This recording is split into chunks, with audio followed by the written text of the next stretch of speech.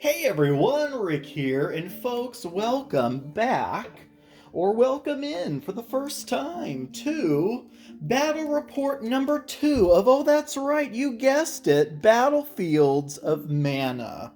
Now folks, this is going to be battle number 6. This is full-on game number 6 that I have now played of Battlefields of Mana since getting my figure commission in. First 3 battles, and so what I'm doing is best 2 out of 3. So I played 3 games in one scenario. Here is the second scenario. This is game 3 of that scenario, each side, that you will see here today or tonight, whatever it may be for you locally, is going to be game 3. Each of these sides have each won previously. All right, so what is the scenario here? Well, you'll see there's 5 units there. There's 4 units there. This is the Regal Guard of the Golden Solstice on the left. It is the Lunar Knights of the Obsidian Eclipse on the right. So, I'm not going to spoil the first battle report. Needless to say, the Lunar Knights may have gotten involved with some post-game trickery.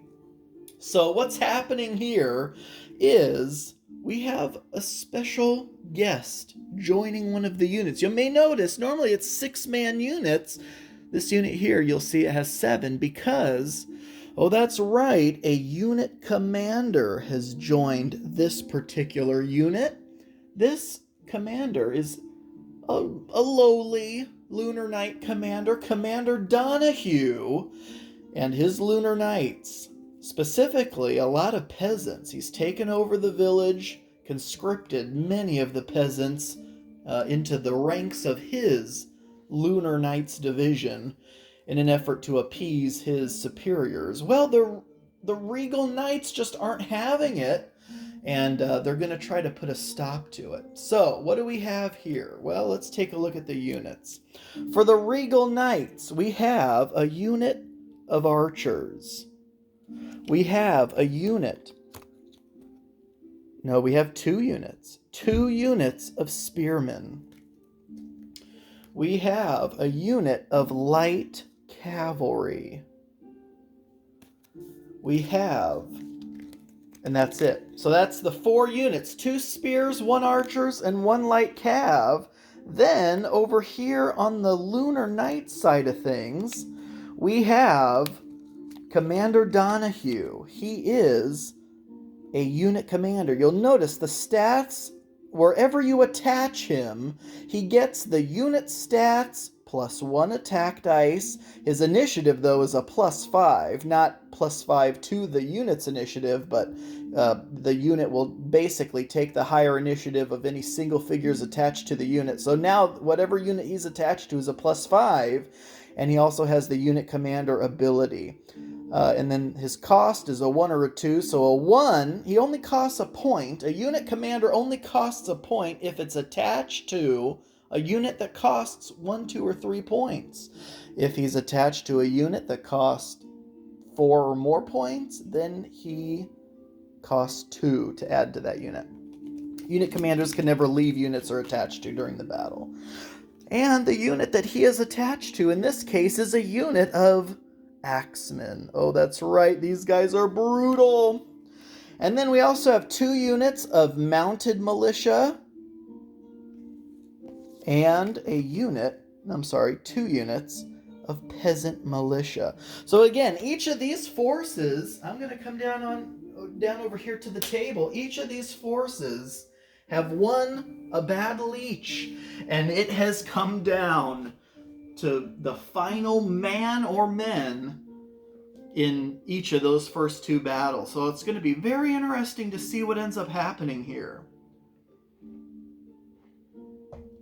Okay, so what we're going to do this time is we're going to swap the dice. So if you remember last battle report, we had the Regal dice rolling the gold. We are going to now have the Lunar Knights rolling the gold and black. We are going to have the Regal Guard rolling the silver and black to mix things up a bit. Is that going to affect the outcome? It very well may. All right, so here we go. Units are in play. Just a small little village. Very basic scenery here. This is just to, you can't move through it and you can't shoot through it. So just a couple obstacles to maneuver through and try to shoot around. Very basic, simple terrain. All right, so we're going to roll to see who goes first. With this setup, dice are probably going to be very hard to see. So we are going to... I'll just call out the pips as we roll them. All right, so we're rolling. Again, gold for the Lunar Knights, silver for the Regal Knights. We have a 3 and a 2, so that means Regal Knights are going to be going first, as well as right now deploying first. And so that, may not be the best, especially when you're deploying first and you have fewer units to deploy than your opponent. Okay, so we have to figure out how we want to do this. We have 4 units. How is this? And I'm obviously also thinking back to the first 2 games with these and how good or bad previous deployments went. All right, well, let's see here. Let's do the unit of light cav first. They're super fast and they can run around a flank, or in this instance say, oh sorry, this actually is not where, kind of a feint. So okay, so we'll deploy over here. That doesn't mean we aren't going to shoot immediately down the battlefield. All right, so unit of light cav up here. So that gives us so many options. We can either swing down the whole front and come around here, shoot through the middle, come across straight over here. So that gives us options. Okay, so now mindset of the Lunar Knights activate. How do we feel about this? Well, we're not a big fan. However, what we do know is we really liked our Axemen being in or near the center. And the reason for that is these guys are powerful. These guys are so powerful. And we want them, and because they're the slowest unit, they kind of need to be in the center to figure out which way exactly they're going to end up wanting to go. We'd really like to get them up against the Knights, but I'm afraid if I put them here, the Regal Knights are going to just shoot the light cav that way or around that way, and then we'll be playing catch-up the entire time. So let's stick them in the center. That's also where Commander Donahue is, don't forget, so he's kind of got a target on his head as well. All right, back to the Regal Knights. All right, so we see Donahue's over there. And in fact, let me adjust this a little bit, because the point would be to be able to get through here just enough so that we don't... If we wanted to go in a straight line, we aren't clipping this building. Or this building. Okay, we're good there. Looks like we're good there. Yeah, there should be just enough room to get straight through there if that's where we ended up wanting to go. So there, they're done. All right, so Real Knights. Okay, so we spot Commander Donahue over here, and we're like, well, this is the most powerful unit, bar none, and we aren't a big fan. So how do we want to do this? Especially the last game, these archers played such an insignificant role. And I mean, it was truly terrible. There was one mounted militia left that had engaged them. And in melee, the archers are so bad, they spent rounds and rounds and rounds. I don't know how many rounds of combat just trying to take out this one mounted militia who kept bracing every turn. So it was rolling an extra defense die, and these archers in melee could not take out this one militia, and it would be just as bad against anyone else in melee. So really, God, what do we want? Because my initial thought is let's stick them here, also kind of in the middle. We can march them up, shoot, especially if we get them somewhere around like in here-ish, where the whole rest of the battlefield is open to them. But the problem with that is there's so many militia units over here that the Lunar Knights honestly don't care about. They just shoot them forward. I mean, Commander Donahue just shoots these militia, these peasants, out into the danger zone without care that, you know, they're just going to run someone right up into the front of that archer unit. So what do we do? I don't think there's really much of a point in, you know what? I've stuck them in the middle both times. Maybe it's time just for a different strategy. Maybe I will stick them way down here. Now I think I have it set up where you can still see the bottom of the battlefield. Yeah, all right, so that looks good. I know it's probably not the clearest, especially from way up here, but hopefully that'll be okay. So we're sticking the archers way on the flank. Are we afraid someone's going to come after them? Oh, absolutely. But that's for future Regal Knight problems. Okay, so here we come back over to the Lunar Knights. We see, okay, they've got archers over there. That seems kind of stupid if you're just going to stick archers over there. They're pretty sure that someone's going to come over there and, you know, assist them.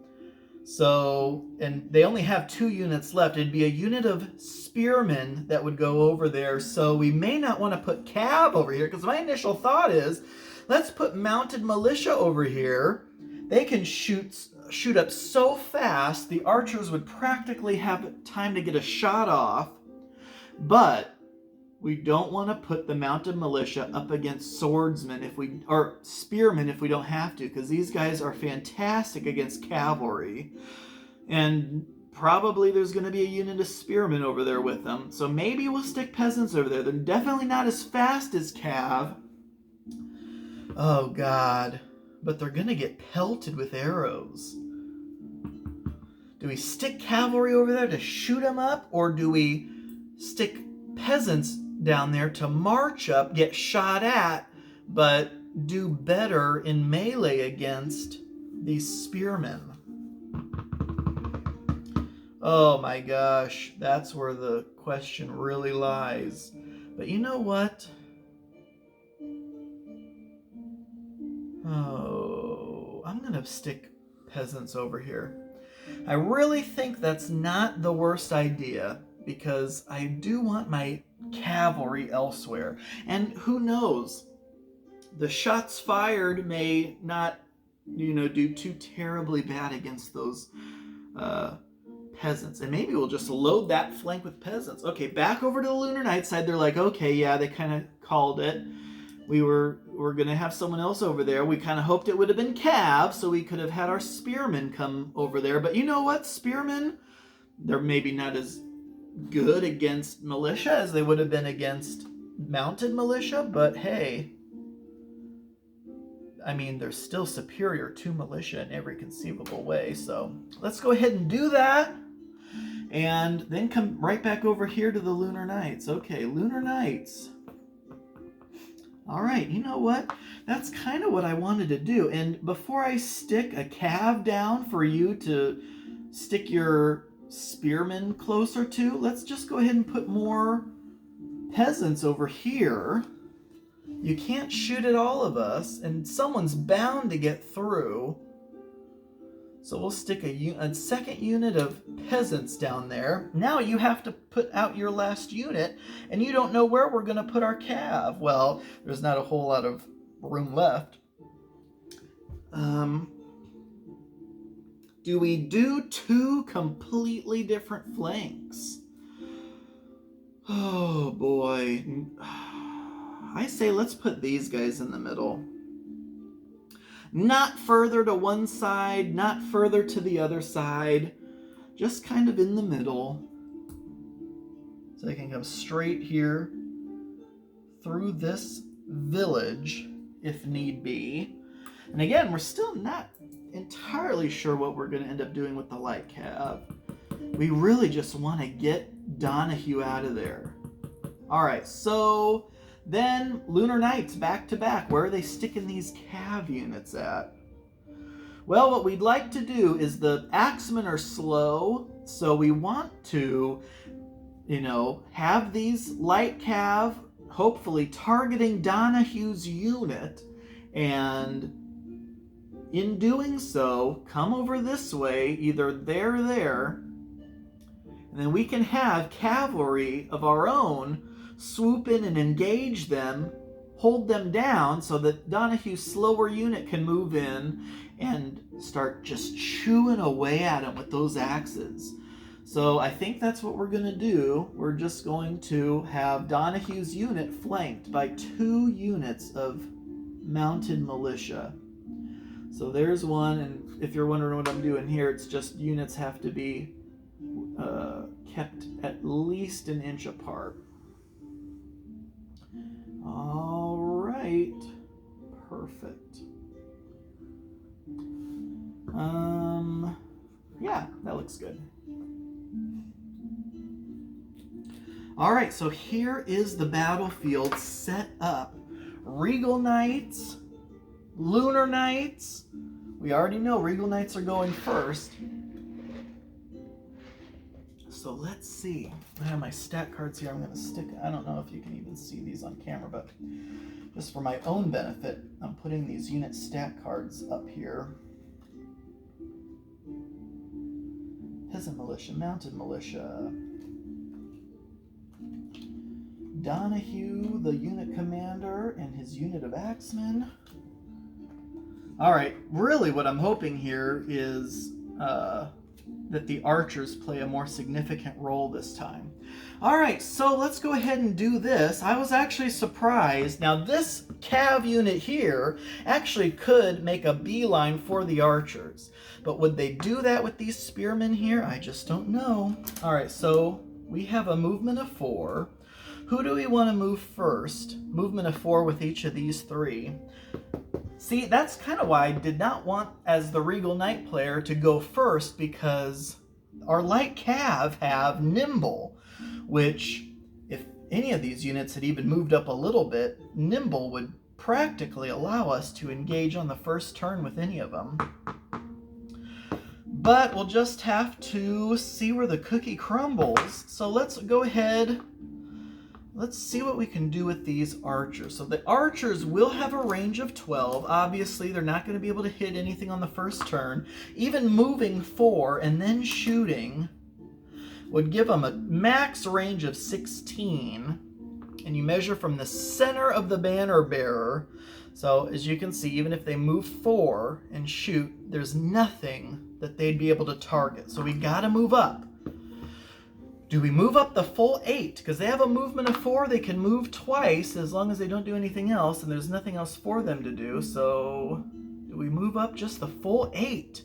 That is so scary though, because look, we'll end up here.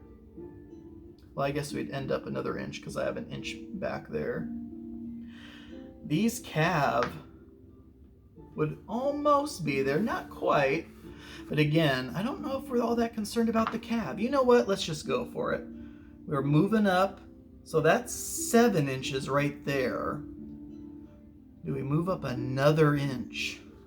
Ooh, we're getting close there. Now we also can't forget these peasants also move up 8. So yeah, this may be perfect, honestly. You know what? Where are we at now in terms of range?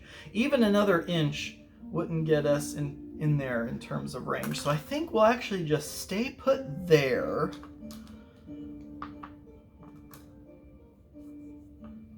Now see, I've done this before where I get those archers up so far. I want these spearmen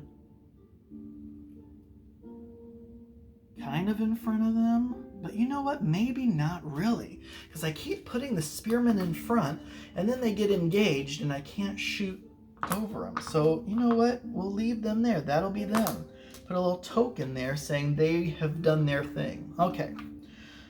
Spearmen will do next, and they are just simply going to move their full 8 inches forward. So they should be an inch in front of the archers. Now, how does that look for Cav? Oh, looks like if they wanted to, they could absolutely engage the Spearmen. I don't know if they will want to do that, though. All right, so then it comes down to over here. Oh, boy. Donahue realized he needs some protection because he got taken out of the game early last game. So now he's flanked by Cav. Obviously, our Spearmen like that. Let's go ahead and move our Spearmen straight ahead. The full 8 inches.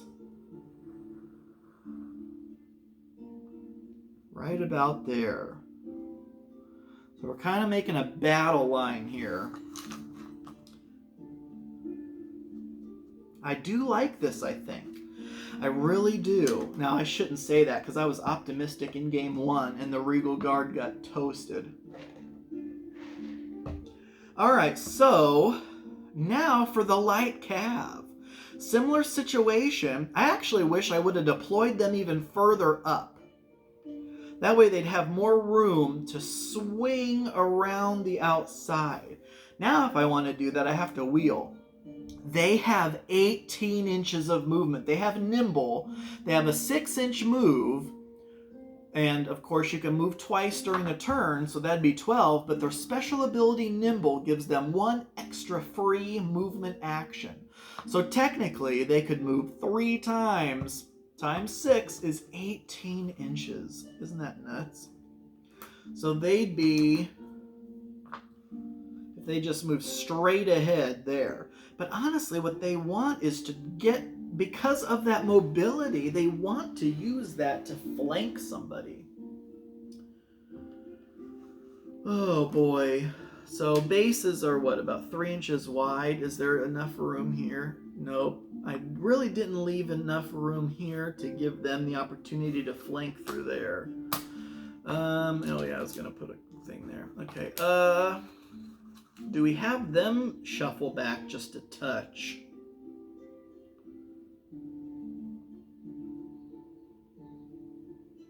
That's interesting. I'm gonna have them shuffle back like an inch.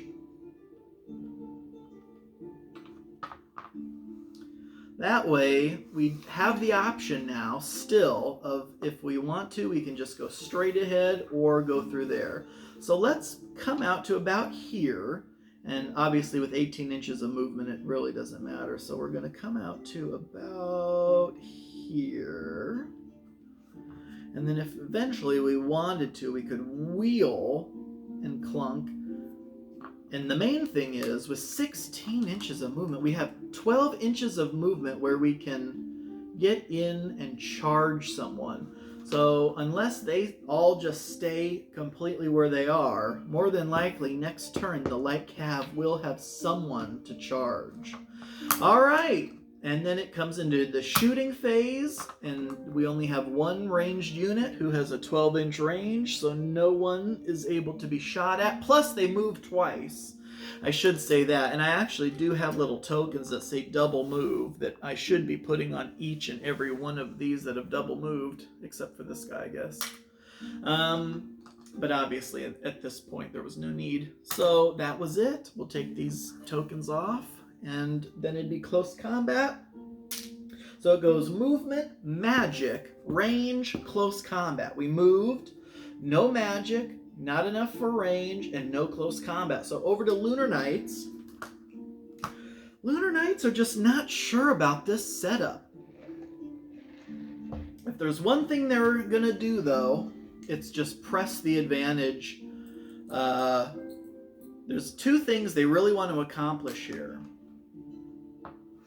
They aren't going to be able to get to these cav this turn, and they're okay taking a charge because they're bodies. That's honestly what they are. The Lunar Knight's goal here with all these militia units is just, stick and get engaged with each Regal Knight unit, do as much damage as they can until the Axemen can come in and clean up where they need to clean up. So we're just going to shoot straight at them. So peasant militia are going to move 8 inches. They have a movement of 4, and again, they can move twice. They're not afraid of a little bow fire. They want to get involved. They're not all into these fancy tactical movements. Now let's make sure we don't cause any problems for ourselves. Okay. There is a militia unit done. I'm pretty sure we're done. 8 inches for this unit. Do we want to do anything else crazy with these units? Do we want to shoot this peasant unit over this way? Honestly, no. If anything, what we would have rather done is, I was going to say maybe do this. Get these cav over to there, but no. Let's just keep our eye on the prize. And go ahead and move up with these as well. 8 inches. Making sure they started out an inch apart, so let's make sure they end up an inch apart. There we go. I guess I should have kind of made sure. If I'm moving them in a straight line, which is how they should be moving, of course there's going to be some drift just due to human error. They should be about an inch apart as well. Okay, so there's that. They're going to get charged. Now, will this Spearmen unit be able to charge them? No, not quite. Not quite. They won't be able to get there without using both of their moves, which is okay. And it honestly doesn't matter. Spearmen go first in the first round of combat anyway. So they won't roll for initiative, which is what the charge would give them a bonus to. Okay, so with that being the case, let's come over here. I don't like putting this cav up against this spearman, but I don't think we have much of a choice, unless we use them as a flank. You know what? Let's see if we can do that, because then let's move Donahue. Oh, I really don't want to do this either.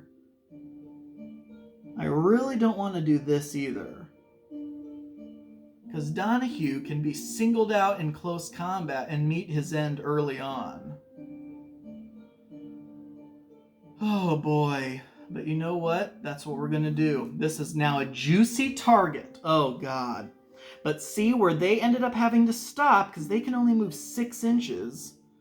They had to stop there because... yeah, I was like, why? They look like they're out further than 6, but it's because this back guy pushed them out that much further. So, because I was like, these guys moved 8. They're only about an inch apart, and that makes sense because of this back guy. So that gave them another little advantage. Okay, so, yeah, this is a juicy target, but notice how they're further back. So they're not up here, where they could take a charge and then take this charge, unless we ended up moving them first, because they can move 12 and attack. We'd rather have them be in a flank, but there's just no way. I'm pretty sure there's no way. They'd have to move 7, and then wheel, and then move again. How far is this? Could they do a 2-inch wheel? Because that's 3 inches. So we could move up 7. Could we wheel 2 inches and then move 3 into their flank? I just don't know. But you know what? Now's not the time to ask those kind of questions, because we still have 2 mounted militia units that can get in the way here, which is exactly what they're planning on doing. So now that we have this, here's what these guys are going to do. This one's going to move up. Not the full 12, but it is going to move up. 3, 4, 5, 6, 7. 8, and then wheel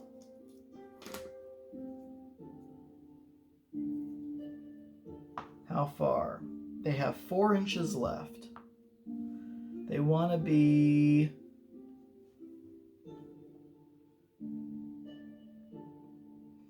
about there, or do they want a full 4-inch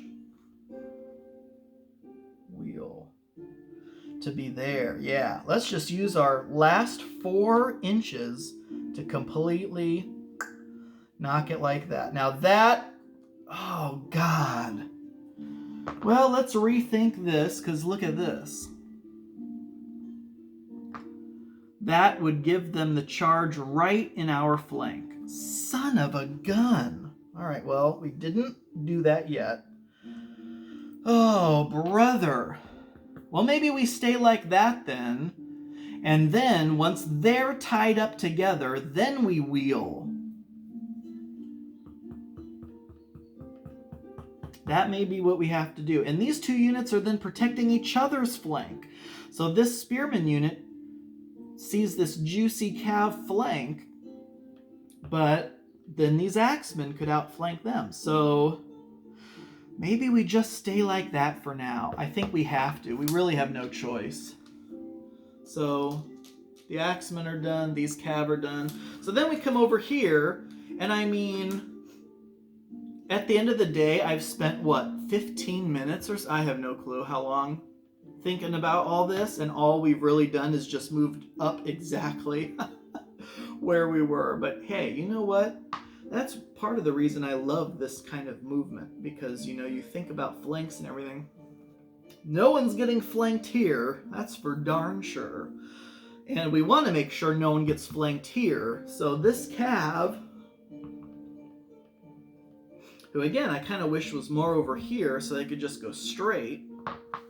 But now we're going to have to do some wheeling to get over here. Alright, so let's go ahead and start the wheeling. Alright, so we are going to wheel how far? 3 inches. We have 12 inches of movement, so we're going to wheel for 3. We're going to move up, what, another 3? 1, 2, 3. Oh God, I just messed that all up. So hopefully it was about there. And then we are going to wheel back the other way for another 3. So yeah, we come back in a straight line, and then the last 3 we're going to move just straight ahead. 3. And we understand we're going to be charged, probably. It wouldn't matter. This light cav have a 12-inch charge. So, and that just depends if they actually want to charge there or not. Because wouldn't that be something if the light cav wheeled, moved, and charged into the axes and left this Spearmen unit to cover their rear? There's not a whole lot of room here for them to maneuver, though. We'll see what we end up deciding to do. Alright, so that was Lunar Knights turn 1. Okay, so now back to Regal Knights. And now this is where the fun begins. So we're going to have a shot here for sure. Or do we want to shoot here? Well, of course, the problem is these archers now are in grave danger. We may end up wanting to move the Spearmen over here and engaging them. Do we move the archers back right now then? Well, if we do that, they'll get a -1 to their shooting, which is a problem. Right now, it would be an unmodified 6d6, and they can hit anyone in their front arc. Where does their front arc extend to over here?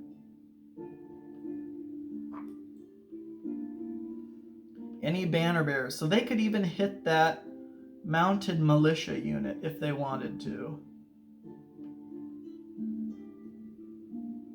It's too bad that mounted militia unit... Well, I guess no. The banner bearer of the Axemen is not in the front arc. So they have their choice of this, or this they want to shoot at. But of course, we're not in the shooting phase yet. But you have to consider the shooting phase so you don't block your shots. If we had a unit, if this Spearman unit was engaged to them, would we still be able to fire here? Yeah. Oh, yeah. That's no problem. Because that's what I'm thinking about doing. Because we definitely don't want to be engaged. Of course, then my fear is that this other unit of peasant militia will catch them on the flank. God, either way, I feel like we need to move. I guess we shouldn't have moved them up that far. Ideally, I'd like them to be right about here with the spearmen in front. And see, that was my fear again, that the spearmen would get in the way of these militia units coming in.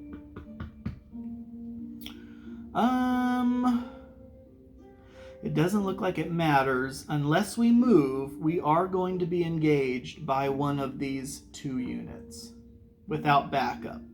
Because this spearman unit's about to be engaged. These two are way over here.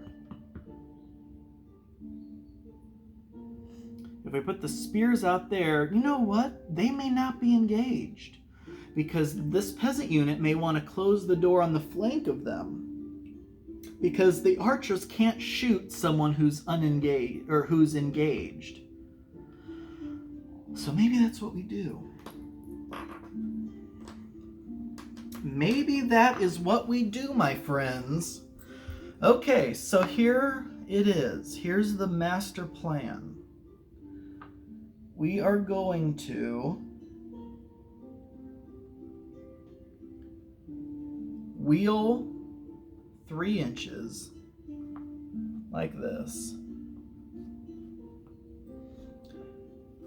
and then move straight ahead.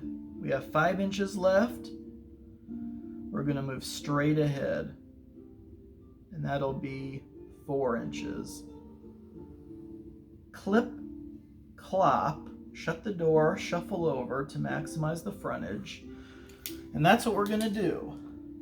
Now we hope that the peasants are going to clip them in the side. And we are not going to move anywhere because we are going to want full shots, unmodified, on this unit. So we hopefully dwindle them a bit before they do close that door. So that is done. Let's make sure we do that. And I'm going to put a double move token here because it does kind of matter now, because in close combat, they cannot engage in combat because they move twice. Oh God, why am I using the opposition's tokens for that? Okay, there we go. All right, now over here. How do we do this? Do we just go ahead and charge straight up here?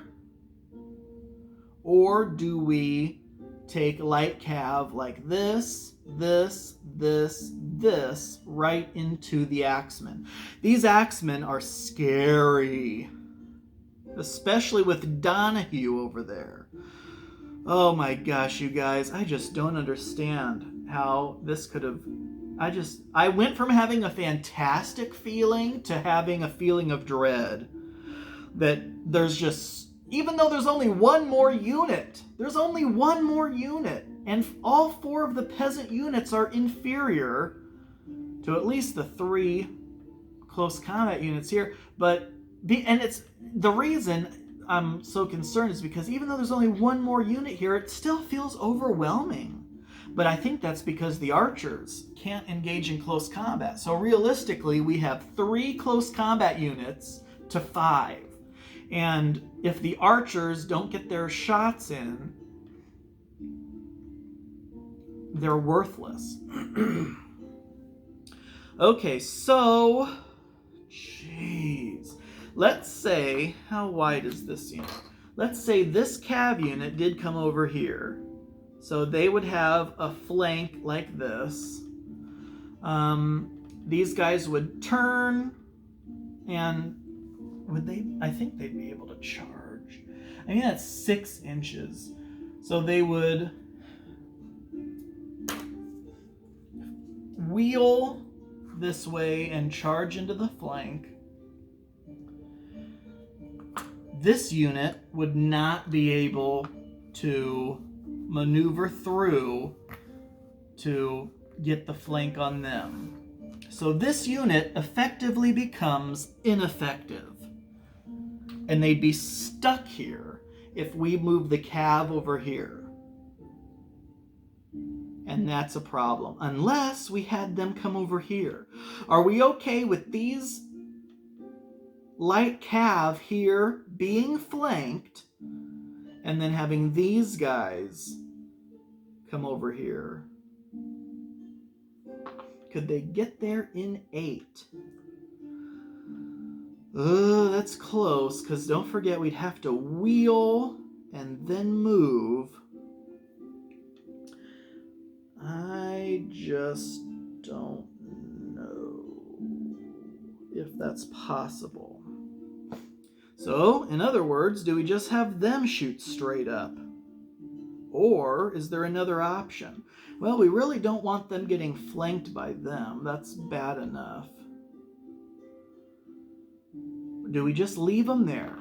That's the other question. Do we just leave them there? It's not mandatory to move. Oh boy. So if we left them there, they would get charged, probably. Well, no. Well, these cav would have to wheel and get in there. These axemen, even in 6, could not get up there. And then that creates an issue. But I'm kind of afraid that if we don't get in here, these cav are going to go there. And you have this whole issue over here, and that could be a devastating problem. So I think we give them a flank. These militia, I think we give these mounted militia the spearmen's flank.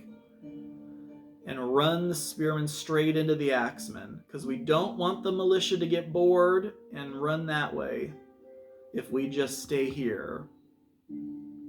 Because there's only enough for one, so the axemen would probably move forward here. And they go first in combat no matter what, even on their turn.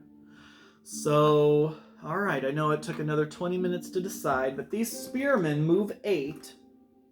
So as you can see, straight up 8 is enough. Boom. And we also move twice for a double move. Alright, and then this cav, the way this militia cav is situated, there's not enough room on either flank for them to wheel around and get a flank. So they're just simply going to charge in. Alright, folks. And that is considered a charge, so we will put a charge token there. Alright, here is the end of the movement phase. We have a double move here. We have a double move here. We have a single move here, which is a charge. And then, so that's all movement. Now it's time for the ranged attack. 12 inches. We can hit this militia unit or we can hit this cav unit. What do we want to do?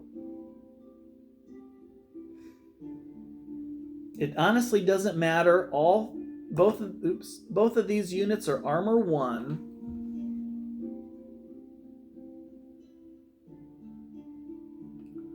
So, and neither one have any special defensive abilities. So it's really just a question of who do we want to thin out? Well, when it comes down to this unit or this unit, I think we want to thin out this unit because these guys don't want to be involved in melee. So let's do it. Oh god, I have a bad feeling about this. All right, here we go. I'm rolling 6 dice. So in a ranged attack, these archers are attack die value 1. So everyone in the front row in a ranged attack will get a die, and then everyone in the back row is a supporting attack for another die. So that's 6 dice on this unit. Armor 1 means 2s or better. No modifiers. And look at that. That die is just sitting there. Okay. All right. So 2s or better means we have a... I would have definitely hoped for better than this. We have 2 3s, 2 4s, and a 6. Now, peasants actually have not an ability, but a disability, because they have to re-roll 6s in attack, defense, and initiative situations. So they're rolling 5 dice in defense, looking for 3s, 4s, and 5s, and 6s, but they have to re-roll any 6s because they are rabble. Oh my gosh. That's kind of what I was afraid of, but okay, at the same time, they have a 1 and a 2, so that's 1 dead peasant. They have a 4 and a 5, so that'll take out the 2 4s. So here's what's left, 2 3s and a 6, and this 6 has to be re-rolled. So as long as this is a 1 or a 2, and it's a 6, either way, they take 2 wounds then, and so 1 peasant is dead. All right, so out of that shooting attack, do we consider that a success? I mean, it's 1 less peasant for sure. All right, so that was shooting. Then close combat, we come over here. We only have 1 combat. This, and we're going to roll for initiative here. Light cavalry is initiative 4, plus 1 for the charge. And this cavalry unit is initiative 1, plus 1, I should say. So they're plus 1, and that's it. They have both of these units have a special ability called cavalry, where they're plus another 1 if they're engaged to a non-polar infantry. But that's not the case. So 4 plus 1 is 5. 1 stays a 1 is 1. So 5 to 1. So we have 5 plus 4 is 9. 1 plus 2 is 3. So 9 to 3 means that the light cav go first. All right, so here's how this will work. They only get the front rank, and each of those guys in the front rank are 2 dice apiece. No attack special abilities. So we're looking for 6s. I'm sorry, we're rolling 6 dice. They're armor 1, so 2s are better on 6 dice, just like the archers were. Oh God, and that was an even worse roll than the archers rolled. Well, I guess the 2s still get through, but I mean, really. So 2 2s, a 3, and 2 4s.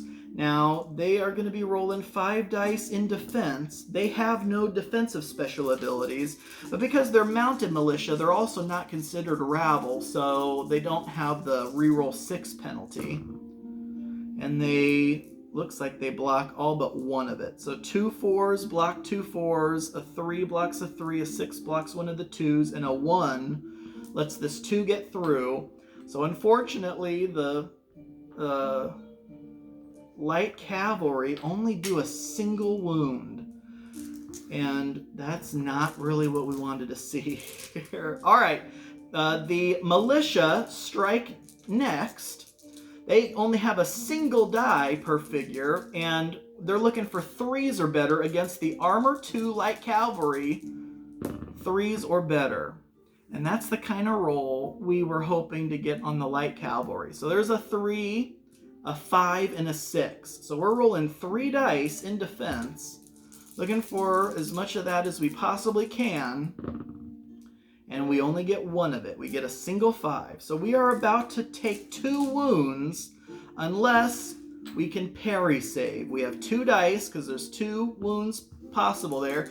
We save on 6s for this parry save and double 1s. Oh, that's fantastic. So out of this initial engagement, the Militia one up us with 2 wounds, which means, that's right, a light cav is defeated. All right, so that was pretty bad. All right, so then it comes over to not light cavalry phase, the Lunar Knights, who are liking what they're seeing here, in all honesty. How many inches is a 90-degree turn? That's my question. Can I turn and charge in one movement?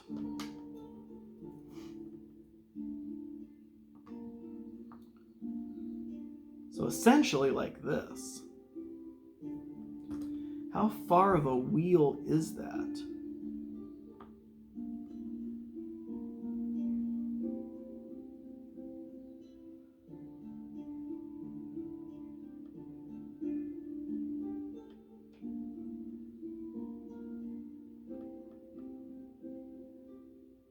I'm just going to move this house for a second. So to actually wheel all the way over there, it looks like it would be just under 5 inches, I think, if I'm doing that right. Which means they still have 1 inch of movement left in their initial movement.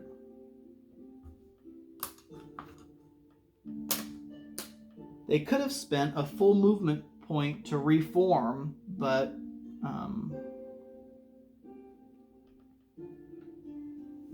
that would have lost them that extra inch.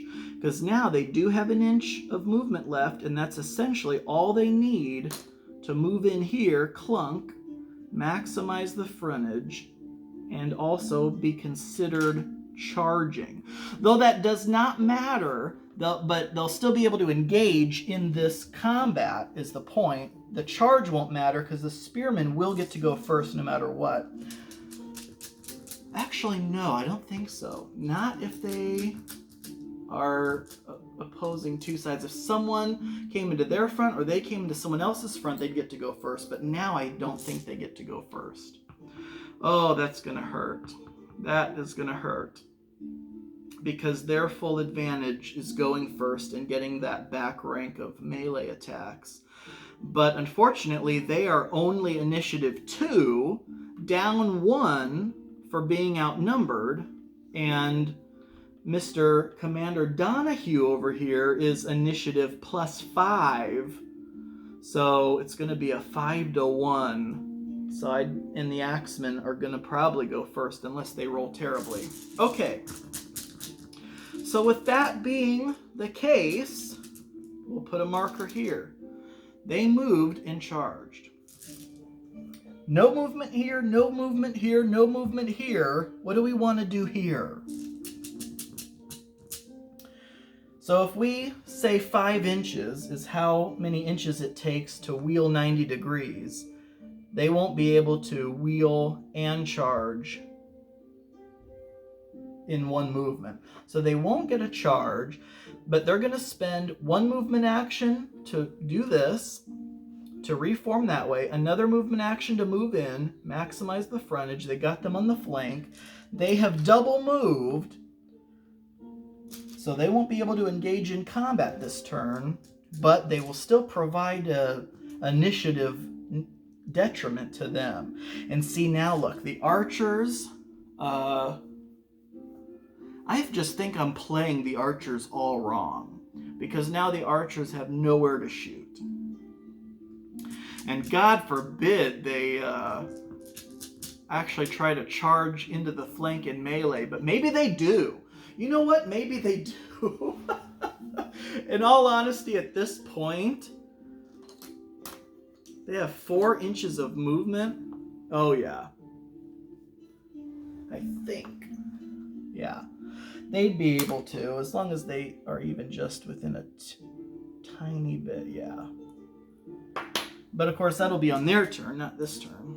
But maybe that's what they do. Because otherwise, they'd literally be standing there waiting, unless I moved them, somewhere else, waiting to see who falls first and can shoot at the survivor. All right, so moved and charged, double moved, no move, no move, no move, over to range, no range, close combat. So we have 3 combats, here, here, and here. All right, so who do we do first? It's up to the Lunar Knights. I think they really want to do this first. Okay, and this was actually a reason why the Lunar Knights actually wanted the Axemen to flank. Because now, well, I guess it wouldn't matter. Still 2 units on Commander Donahue if necessary. All right, so anyway, let's roll for initiatives. So we're going to roll the Axemen first. They are a 5, and they will stay a 5. 5 plus 1 is a 6. Wow! The Spearmen have a chance. All right, so the Mounted Militia are a 1. They have a flank, makes them 2. They charge, makes them 3. So a 3 plus 3 is also a 6. So either both of these units are going to get to go first, or these Spearmen are going to come away with a miraculous roll here. They are a 2, down 1 for being outnumbered. So they are a 1. If they roll a 6, they move up to a 7 and go first. If they roll a 5, they are plus 1 to a 6. They're all simultaneous, still okay. But if they roll anything less than a 5, they are going to be hurting. So we're hoping for a 5 or a 6. Nope, a 3. So they are initiative 4. So these 2 Lunar Knight units are both going to get to go, and then whatever's left of the Spearmen will get to go. Okay, here we go. Who do we want to do first? Well, let's go ahead and do the Militia first. They're rolling 3 dice. Spearmen are armor 2. So, oh shoot. Did I forget any initiative bonuses?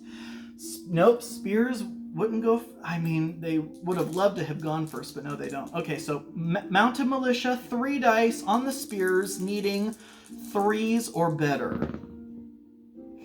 Well, they only rolled a single 6 and a 1 and a 2. So does the 6 get through? Of course, that is very possible, and it does. All right, so a single wound so far. That's not bad. But here's where the pain comes in.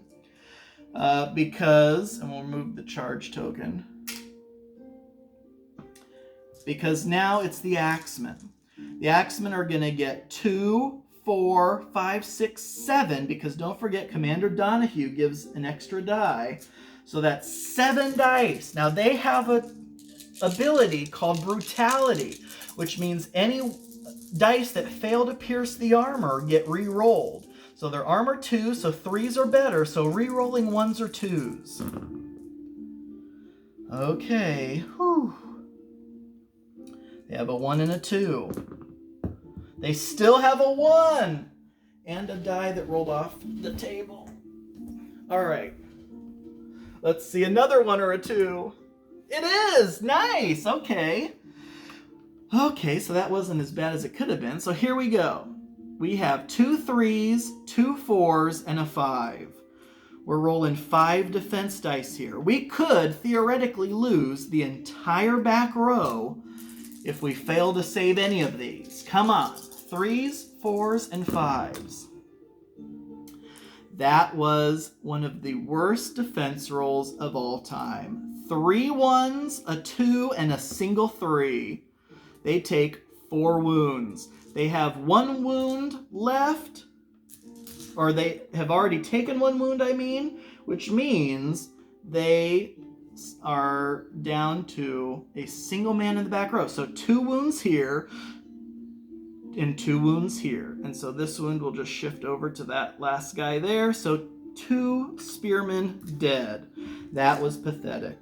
All right, so now the spearmen get to go, and they lost those 2 extra dice they could have used against the Axemen that they were really hoping for. So how do they split up their attacks here? The ones on the flank, this guy in the back, he's going to go against the militia no matter what. So that's 2 dice against the militia. These 2, well, this guy over here will be 2 dice against the Axemen, and then these two here have multiple choices. The banner bearer can either direct its attack dice against Commander Donahue or against just the Axemen in general. And then this Spearman can direct its attack dice against the Axemen unit or Commander Donahue or the mounted militia over here. Honestly, I'm not too concerned about directing the attacks against the mounted militia, so then the question remains, the banner bearer and this other spearman, how do they direct their attacks? Honestly, we want Commander Donahue out of there. He provides that extra die, and we want to get him out of there before the Axemen become furious. Axemen become furious when they are at 50% or less of the 6 Axemen in the unit, not including Donahue. So we may want to get rid of Donahue before we split the Axemen up. But then the question is, do we do all 4 dice on Donahue, or do we just do 2 dice? Because he only has 2 health. So 4 dice, assuming we do 3 or 4 wounds, that could be excess wounds that could have gone on the Axemen. But honestly, with the way we're rolling, we probably don't have too big of concern of doing too many wounds, to be brutally honest. So we're going to do 3 combats, essentially. 2 dice against the militia, 2 dice against the Axemen, 4 dice against Commander Donahue. So let's go ahead and do the militia first. Now, the polearm ability gives them a reroll on 1s, if they roll any 1s, against cavalry. But we're looking for 2s or better. And we roll a pair of 4s, all right? And the mounted militia's defense roll is a 1 and a 4. So we do a wound to the mounted militia. All right. Then let's do the other 2 against the Axemen. So Axemen are armor 2, so 3s are better here. We roll a single 6. All right. Let's see if they defend against it. And they do not, so that's a wound there as well. And then, here we go. This is what we want to do. 4 dice against Commander Donahue. We can kill him right here and now. This is what they get for shooting their commander up against us. So 4 dice against Commander Donahue, armor 2, so 3s or better. All right, we have a decent shot here of getting rid of him because we rolled a 3, a 5, and a 6. They will get 3 defense dice. Let's see how much of that they can block. And we do! We actually kill the son of a gun. So the 4 will block the 3, but these double 1s do nothing. Donahue takes 2 wounds. Pop goes Donahue. He's out of here. This Axeman will fill in for him. So 1 wound on the Axeman, and we got rid of Donahue. That's both good and bad. I mean, all he did was provide an extra die, but he also did give them that huge initiative bonus. So that's gone. But is it too little, too late? Okay, so anyway, I mean, I really should. Let's make sure we mark who we've done already, because we still have 2 more combats to do. All right, so we finished this combat. And now it's going to be either this one or this one. Well, the Lunar Knights like this one, I think, next. They can't do anything with him, but so it's a Peasant. Peasant Militia is initiative 0, and they will remain a 0. 0 plus 2 is 2. Spearmen are initiative 2, I believe. Yes, initiative plus 2. Initiative bonus of plus 2. Down 1 for being outnumbered, so they're a 1. 1 plus 2 is a 3. Just enough. Now, they cannot target this militia here since they are not technically involved in this combat yet because they double moved. So we're directing all attacks on this unit, and that's a good thing. We're getting to go first because we'll get the entire back row involved as well. So that is 6 dice for everyone in the front row. You know what? I shouldn't have even rolled initiative here because those spearmen are... Oh, nope, they aren't going first because I was going to say their polearm ability lets them go first unless they're flanked. So they would have had to roll initiative. So good. All right. So they are going first, though, still. So 3 dice, or 6 dice for everyone in the front row. 3 more dice for the back row. And that's it. 9 dice, needing 2s or better. Come on, I want to see a lot of high numbers here. And we actually do have a decent amount. Look at that die. That's crazy how it keeps doing that. Nice, another 5. And of course, another die off the table. Let's see what that ends up being. Oh my gosh, we may absolutely destroy this unit. Okay, so we have 3 6s, 3 5s, 2 4s, and a single 3. All right, and this is bad news for those peasants. They're rolling 9 dice, but don't forget they're rabble, so they're re-rolling 6s. They rolled no 6s, and look at what they did roll. Okay, yeah, they're going to be taking a lot of wounds here. So there's 2 4s, blocks 2 4s. There's 4s and 3s, blocking 1 extra 3, and some 1s and 2s. So they take, are you kidding me, 6 wounds here. That's the entire back row gone, and they are panicked. So there's 2, 4, 6 wounds on that peasant unit. Okay, now they do get to attack back, though. 3 dice, needing 3s or better, re-rolling 6s, no 6s, and only a single 4. Can this Spearman unit repel that 4? Are you kidding me? Look at that. That's absolutely insane. 4. They blocked it. Wow, not a single wound. Now, I'm not going to say anything because I'm going to jinx myself. And that's funny because they thought they liked that over there. Okay, Lunar Knight's final combat is right here. We want to do, we are freaking light cav. We cost twice as many points as these militia, mounted militia, so we better do something here.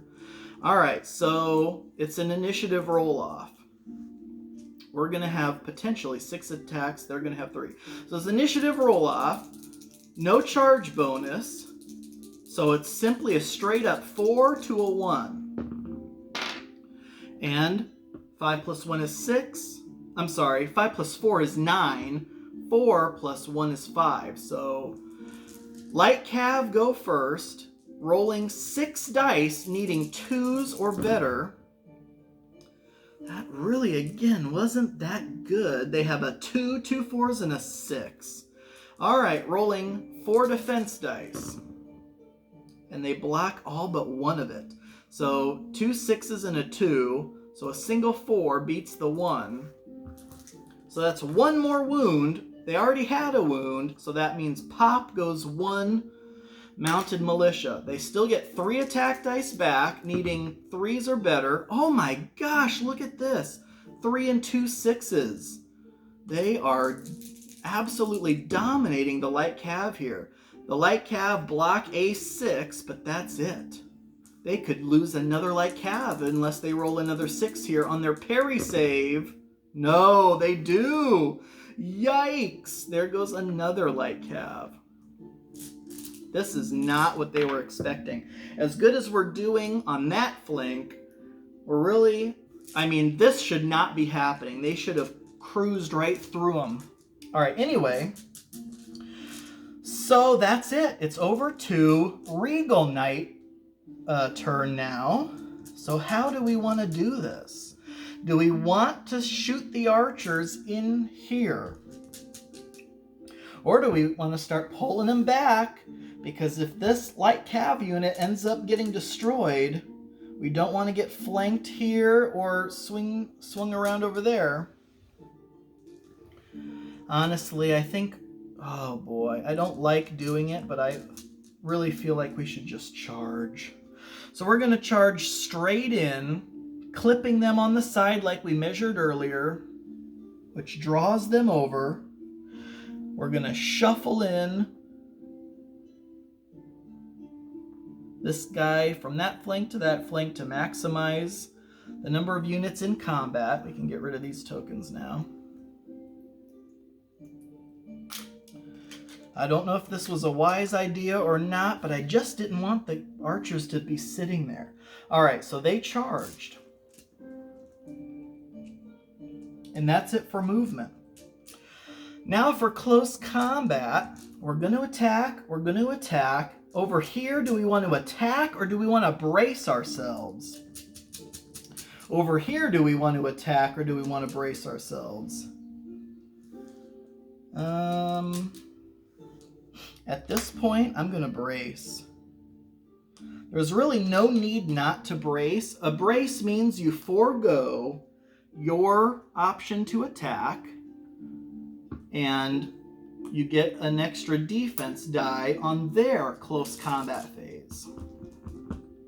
Because they're hurting right now. Oh boy. Alright, so that means for our close combat phase, we have this whole thing over here. Alright, so this archer unit rolling for initiative, they're initiative 1, plus they charged, plus they have a flank. That means their initiative 3 plus 5 is an 8. Holy cow, those archers were eager as hell to get involved. And then we have, we'll do the spearmen next. They're initiative 2. They're no longer outnumbered because this archer unit makes it 2-2 in this engagement. So they're a 2, and they will remain a 2. So 2 plus 4 is a 6. All right, and then this peasant militia is a 0, down 1 because they're panicked, so they are a -1, plus 4 is a 3. And this is only important now because it'll depend on who of these two go first. So here we go. This unit is a 0, plus 1 for their flank. Did they, you know what? I don't think they get a bonus for flanking if they themselves are also flanked. Let's check the rules. But I think I checked this last night. Oh, where do we have that here? Units benefiting from initiative bonuses due to attacking a flank, rear, or the cavalry special ability lose that bonus if they themselves are engaged on more than one front. So no, they actually don't get the benefit for flanking. So they are simply a 0, plus 4 is a 4. All right, so it's going to go archers, spearmen, these peasants, those peasants. All right, here we go. And now you're going to see why I didn't really want to put these archers in harm's way, but let's hope they do something. So they get 3 attack dice. These are all -1 for being in melee. They need 2s or better. Wow, look at that. So they rolled a 1, so that's nothing. But a 5 and a 6 becomes a 4 and a 5 due to those being -1. So 2 dice, 4s and 5s. That's, you know, that could do something here. Yeah, all right, so that's at least a wound. A 4 will block a 4, but the 1 means that that's a wound. And hey, that's 1 more wound than they would have done just sitting back. All right, so that was that archer unit. Okay, so now this spear unit. How do we want to divvy up the attacks? Because now we can go after both of them if we want. Or we could also direct all 9 attacks straight ahead and finish off that peasant unit and then reform.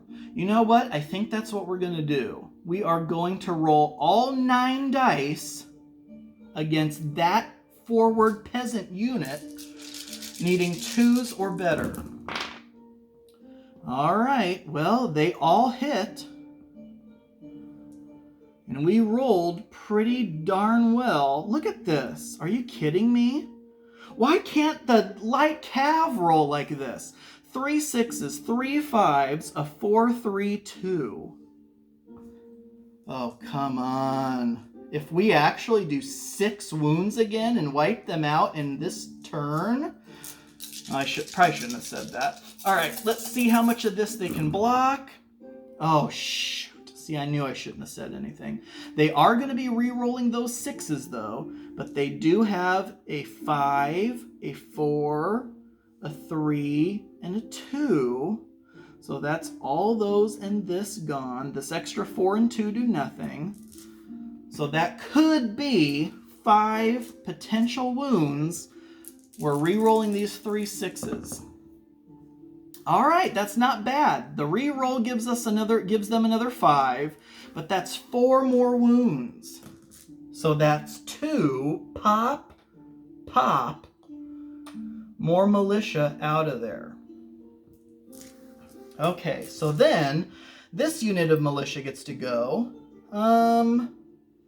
They're going to divide their attacks up, 2 to the front and 2 against the archers, because they know the archers suck in melee. So they need 2s or better against the archers. Look at that. That's going to be 1 wound no matter what, because these defense rolls are also -1. Double 1s. That's an archer gone. All right. Then 2 attacks to the spearmen needing 3s or better. Oh my gosh, are you kidding me? That could be a spearman gone. And it is. Yikes. Oh God, hold on. Hold the phone. They re-roll 6s. So they would have re-rolled a 6 against the archers and got a 5, which would have still killed him. So now they are going to be re-rolling this 6. And it's a 4. Okay, that makes it a little better. Oh, fudge. I already rolled, didn't I? Oh, wait. No, I didn't roll defense for that one yet. So 4 and a 5. There's at least 1 blocked. So they lost a spearman and they took a wound. All right, that's really about all we can care to lose over there. All right, so here's how it stands now going into Lunar Night phase. Lunar Knights are going to brace here. So they will not engage in this combat because they don't want to lose that last guy. They want to tie him up over here as long as they can. Do they also want to tie up over here? No, I think they like the fact that they can pick off these archers enough that they will keep attacking there. So they will engage in combat. So by the way, no movement, no magic, no shooting, close combat. He braced. He's going to attack. Over here, I think we're going to attack, and over here, attack. So let's get to it. Where do we want to begin? Let's just go top down to keep it simple. So let's go here where the peasant militia is not outnumbered. There is 0, so there is 0. Plus 3 is 3. All right, so the spearmen are a 2, plus nothing is a 2. 2 plus 2 is 4. That's a good thing. Those archers are a 1 plus 1 for the flank, and that's it. So 2 plus 3 is a 5. So it'll be archers, spearmen, then those peasants. And this peasant can be targeted, yeah, because he's bracing himself. Okay, here we go. All right, so how do we want to do this? We'll do the archers first, obviously. We have to. So that's 3 attack dice on those peasants, needing 2s or better. These are -1. All right, not bad. We have another 6 and a 5, so that becomes a 5 and a 4. This 3 becomes a 2. So we have a 2, 4, 5. Defense roll, re-rolling 6s, and we do have a 6. That becomes a 3. So that is, the 3 beats the 2, but the 4 and the 5 get through. That's 2 wounds. Pop goes another peasant. That wound will carry over to that guy. All right, interesting. They are taking out a peasant a turn, essentially. Okay. So we will then move over to the spearmen, who are going to... How do they want to do this? How do they want to do this? 2, 4, 5 on that one, 4 on this one? Is that, I mean, yeah, that seems plenty. The only question then would be, would we want to direct this guy's attacks to that guy as well? But I think 5 dice, oh God, hopefully 5 dice is enough to get rid of that guy, even with his extra die. So we are going to do the front 2 guys, 2 dice apiece against him, plus 1 in the back rank.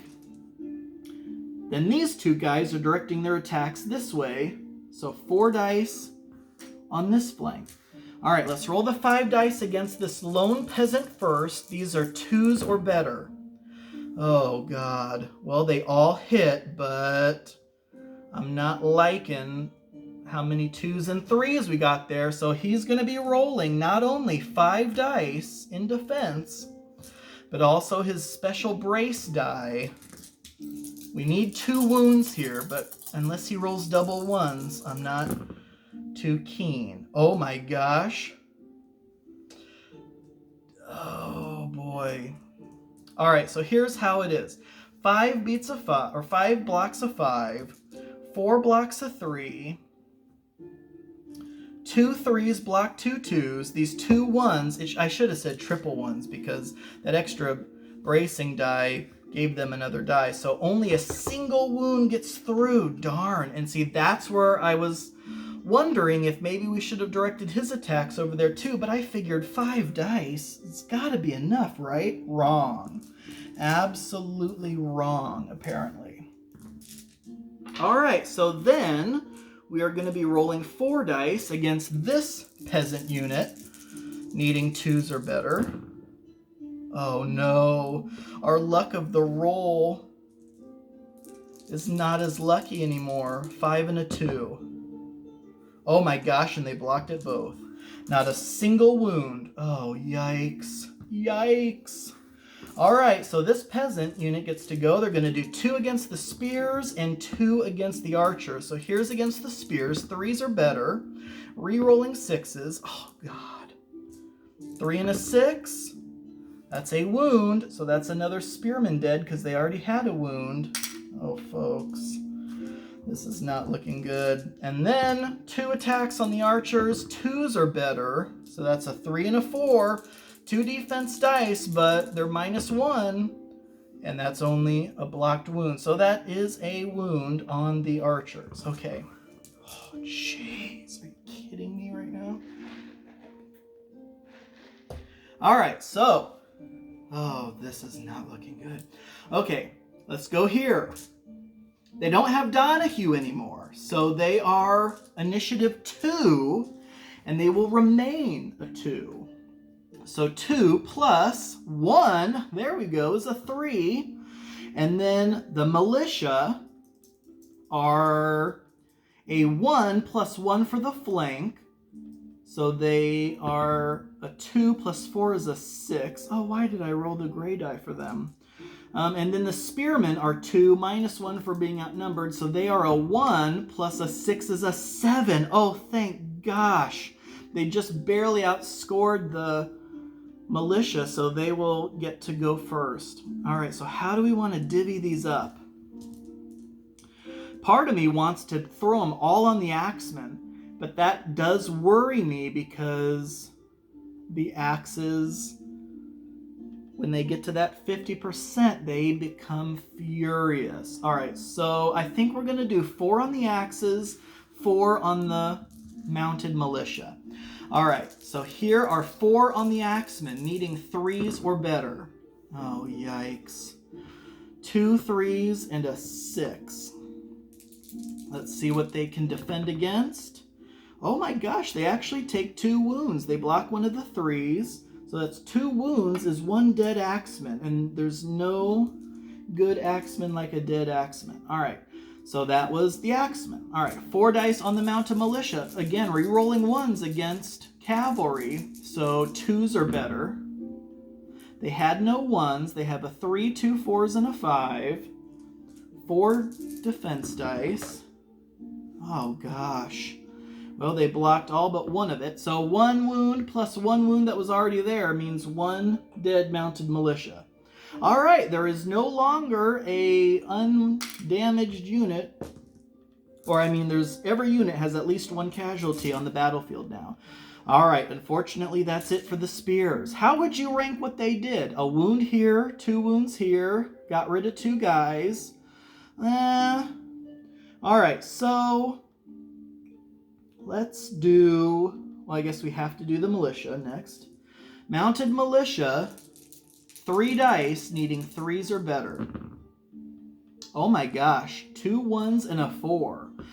So they get a brace die plus 1 more die to get a 4 or better. Otherwise, they lose that last spearman back there. And they do, darn it. So there goes a spear. However, they do get that brace die against the Axemen as well. So the Axemen, though, are rolling 6 dice. Yikes. Whoops, I keep knocking these guys over. 6 dice. These re-rolling 1s and 2s. Oh my gosh. Wow. All right, so 3 5s and 2 4s. We need a miracle here.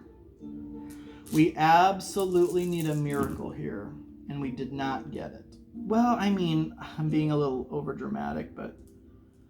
So we blocked 3 of it. So we do take 2 wounds, but unfortunately that is another spearman gone. All right. So that ends that combat. So they did 3 wounds against us too.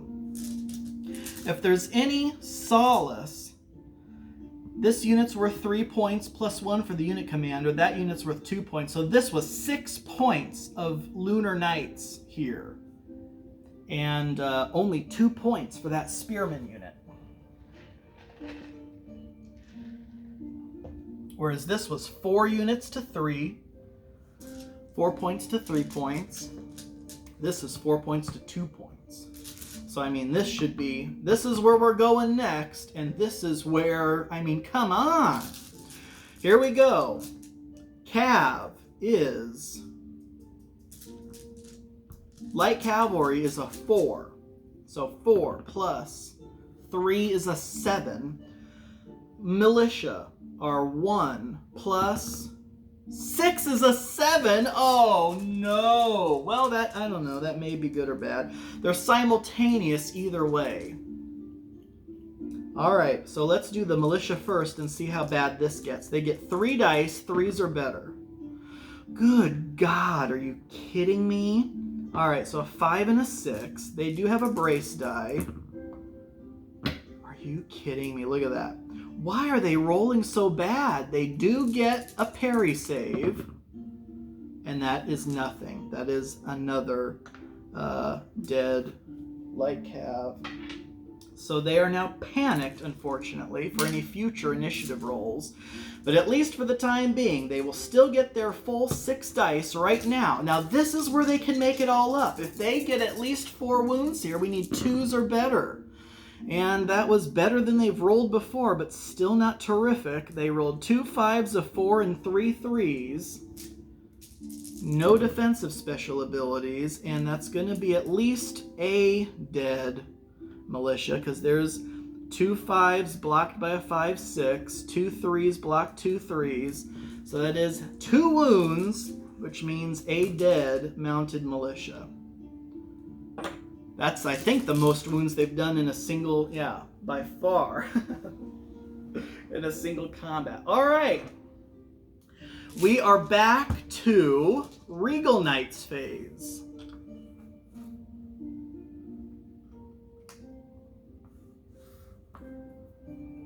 Actually,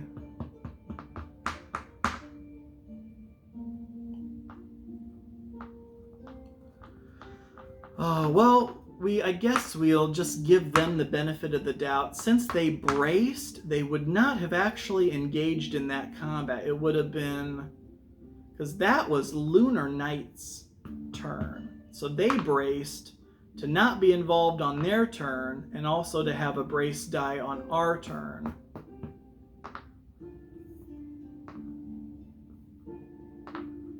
Did they even get their attack back against us? I don't even remember if they did. Let's say they did. They would have rolled a 2, so that's nothing. God, I can't remember. They should, honestly, they should have their brace die for this one too. Even though we gave them a brace die last time, they still technically should have it. They shouldn't have even been attacked last turn, period. All right, so now it's our turn, and we are going to brace here and here again, because we're in no rush to meet our maker. And then over here, we're going to attack and attack. So we will be attacking, and we will be attacking. All right. Okay, so here we go. Let's go this way this time. So we'll do this. Oh, wait, no. What am I saying? We are bracing here, so we're not even doing these two. We're just doing this over here. All right, archers are 1+1 for the flank. So that's a 6. Spearmen are 2, and they remain a 2. They're not outnumbered, so they're 2+1 is a 3. Yikes. Oh, boy. These peasants are a 0, +4 is 4. They're going to get to go before those spearmen. I don't like the sound of that. And then this guy is a 0, -1 is a -1. -1 is a 0, so he's just a 0. So it's going to go archers, peasants, spearmen, that last peasant. All right, so here we go. Archers rolling 3 dice. These are all -1, needing 2s or better. So that 1 is nothing, the 4 is a 3, and the 6 is a 5. Let's see, if we even do a single wound here, I'll be happy. Rerolling 6s. No! They blocked it all! Oh, folks, this is not going well. All right, so the militia is going to do 2 attack dice in the front, 2 on the side. So against the archers, 3s are better. 3 and a 4. Archers are -1 to both dice. That's 2 more wounds. That's another archer gone. Oh, this is beginning to turn into a slaughter. All right, 2 attack dice against the spears. 3 are better. Rerolling 6s. Oh, God, of course. Of freaking course. And we don't block that. So that is a wound. At least there's still that spearman left, even though he has a wound on him. All right, so now the spears. Well, we already determined 5 dice in the past wasn't enough. Do we do 6 dice against that unit now? I don't think so. I still think we do 4. We can no longer do 5 because we lost a guy.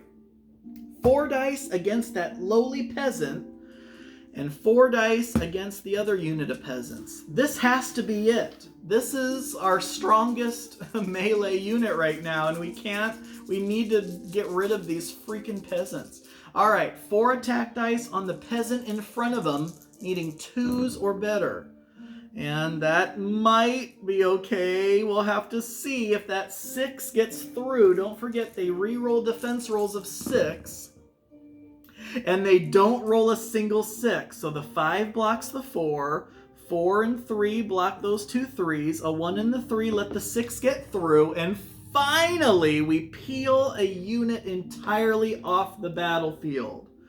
Oh, thank gosh. We have to just really roll well on defense and get our archers and them over here and start working this way. But we're not done yet. We have 4 attack dice on this unit of peasants. Oh boy. So 2s are better. They all hit 2 3s, a 4 and a 5. They have 4 defense dice. They did not brace, so we're looking for, re-rolling 6s if they roll any. Oh, folks, this is only what I could have dreamed of rolling. Because look at this. A 3 will block a 3, but 2 2s and a 1 means 3 wounds get through. This guy already had a wound, so 1 wound plus 1 wound.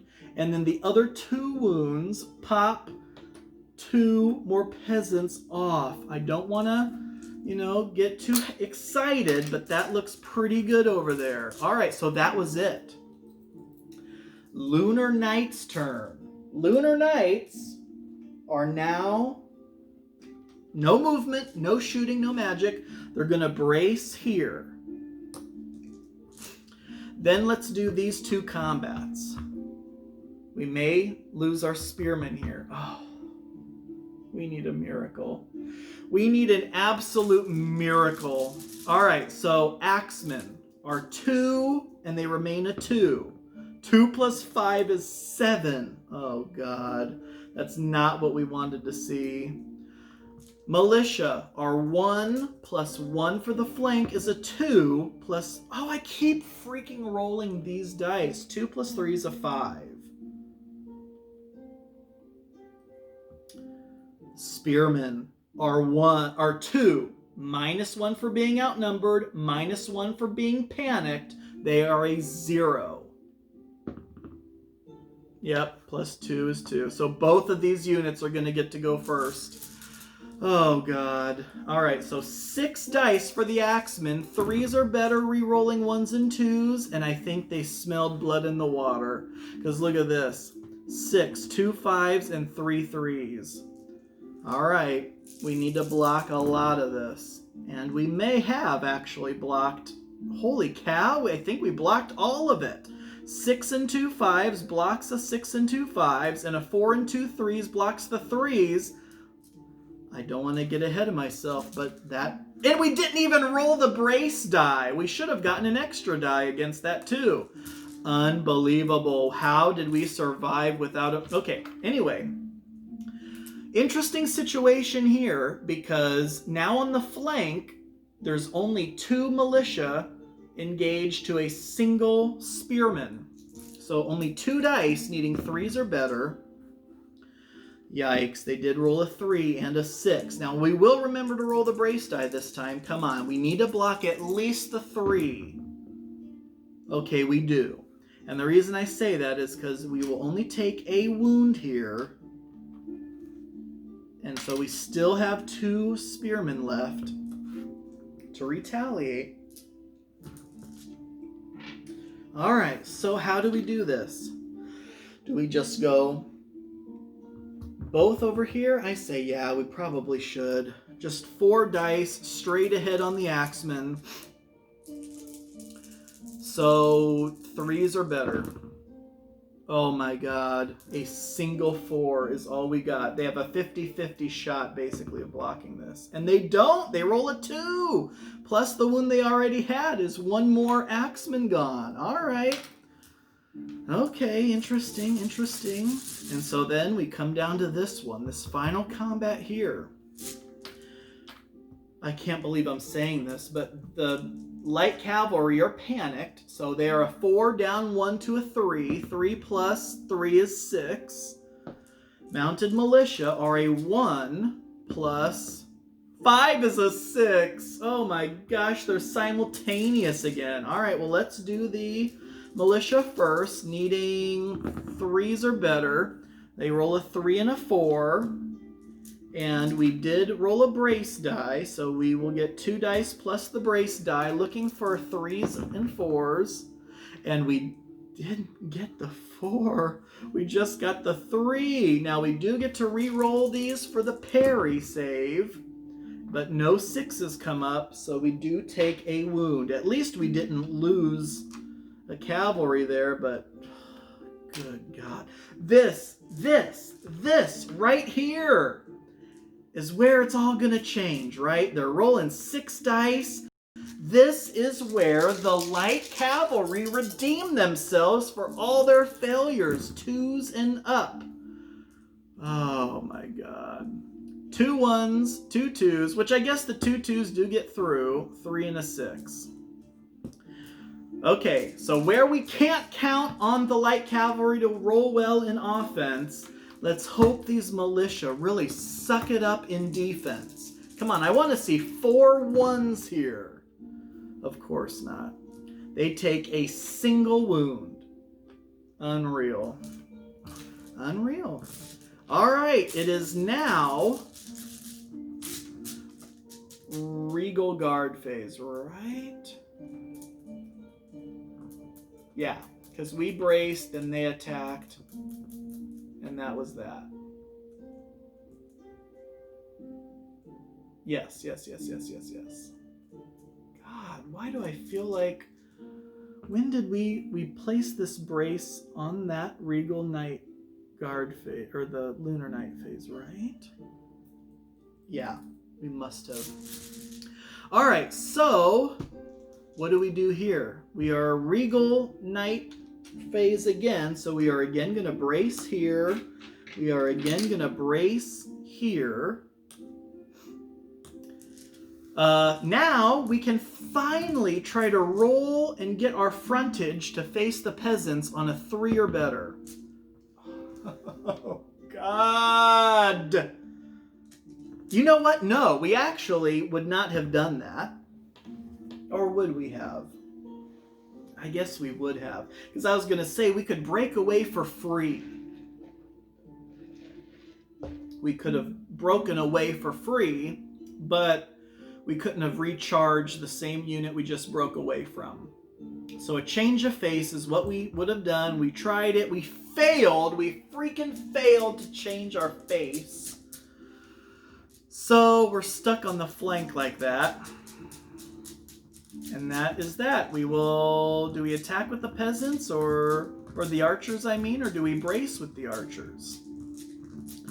And just attack with the spears? I say we attack with both. Come on. I mean, the archers, apart from that last turn, the archers were not doing too terribly bad. All right, so we brace, we fight. All right, archers are a 1, +1 for the flank is a 2, +1, oh God, is a 3. Spearmen are simply a 2. And that is it, I believe. 2 +1.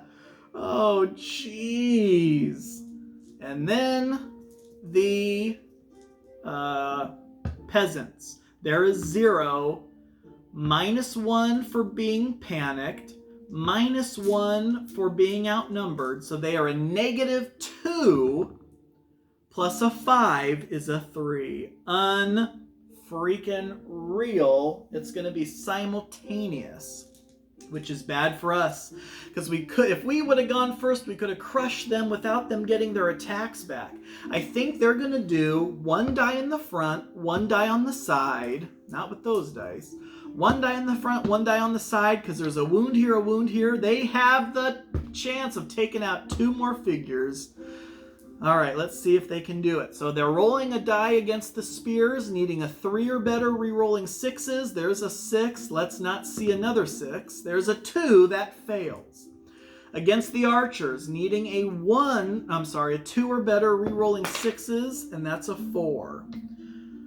Archers, in defense, needing basically a 5 or a 6, because it's -1.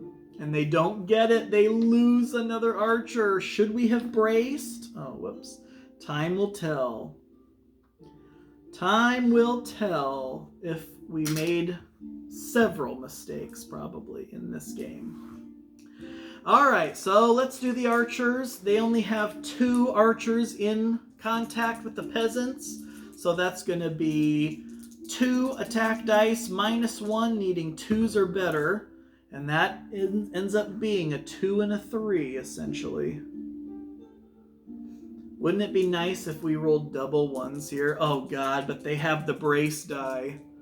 Probably going to block it all. No, they actually take a wound, because there's 2 1s. A 3 blocks a 3, but the 2 1s means the 2 actually gets through and does a wound. All right, we have a shot here, folks. We have a shot. Well, not really, because they still have 3 wounds. Alright, they still get their brace die also. Alright, so the spears, they have no question. They're rolling 4 dice against these peasant militia, needing 2s or better, and they roll pretty darn well, as a matter of fact. 2 6s, 2 4s. Let's see how much of this the peasants defend against. Unfortunately, they are still going to remain among the living. 2 5s beat 2 4s, but the 2 6s get through, so pop goes another militia. You always remove the banner bearer last, but you fill in gaps. So these 2 archers can still attack that guy in the future, and we will actually remove the tray now that he's down to 1 person. We should have done that with this guy earlier, but that's okay. All right. Here's the situation there. Oh, good night. Good night and good grief. Okay, so now it's back to Lunar Knights phase. Lunar Knights, what do you think they're going to do up here? They're going to brace themselves. No reason to rush that guy to his death when we have more pressing matters down here. All right, let's go here. Axemen. I can't believe those spearmen actually survived. Axemen are a 2, and they remain a 2. 2 plus 1 is a 3. Mounted militia are a 1 plus 1 for the flank. They are a 2. Plus 2 is a 4. Don't get my hopes up like this, but these spearmen are a 2, down 1 for being outnumbered, down 1 for being panicked. They are a 0. 0 plus 5 is a 5. These 2 spearmen get to go first. Holy cow. Do we direct any of these attacks against the militia?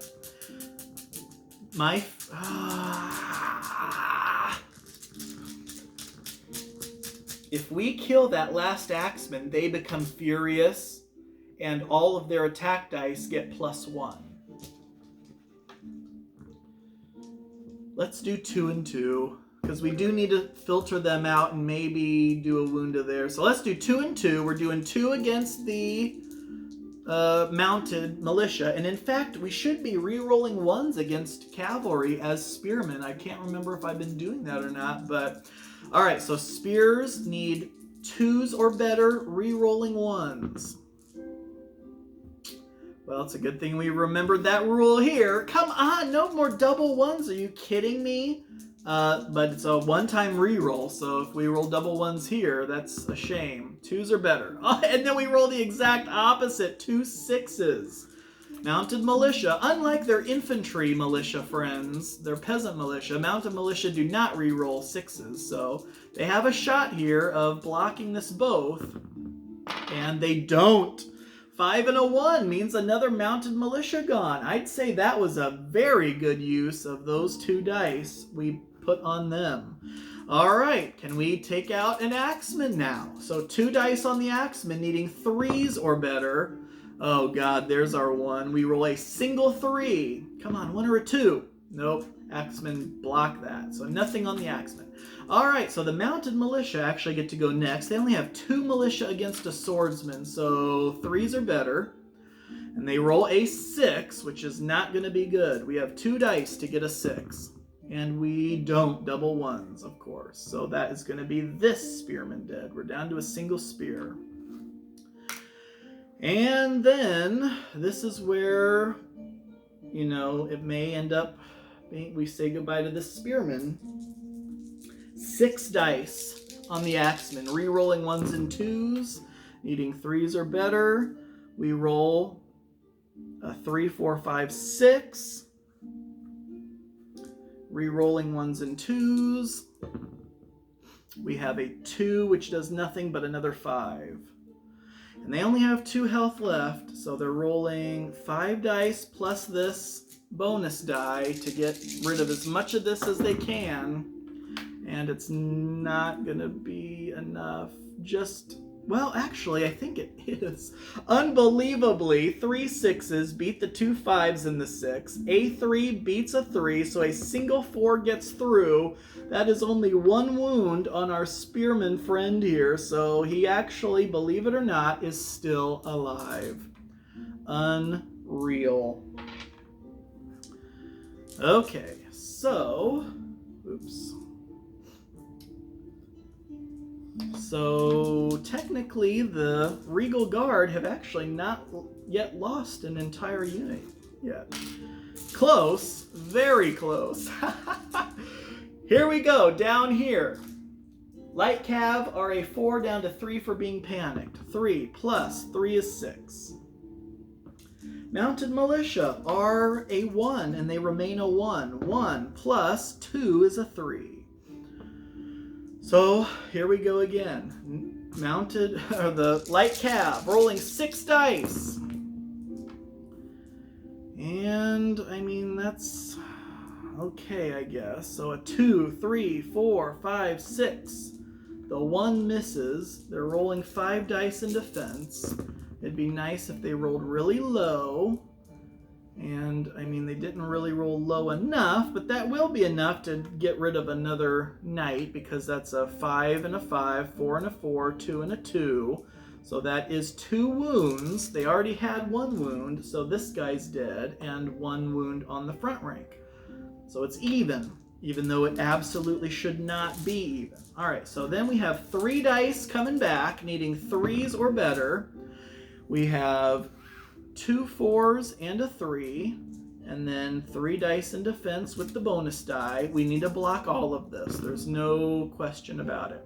And we don't. We do take a wound, and we already had a wound, so that is 1 more dead Light Cav. All right, back over to Regal Knights phase.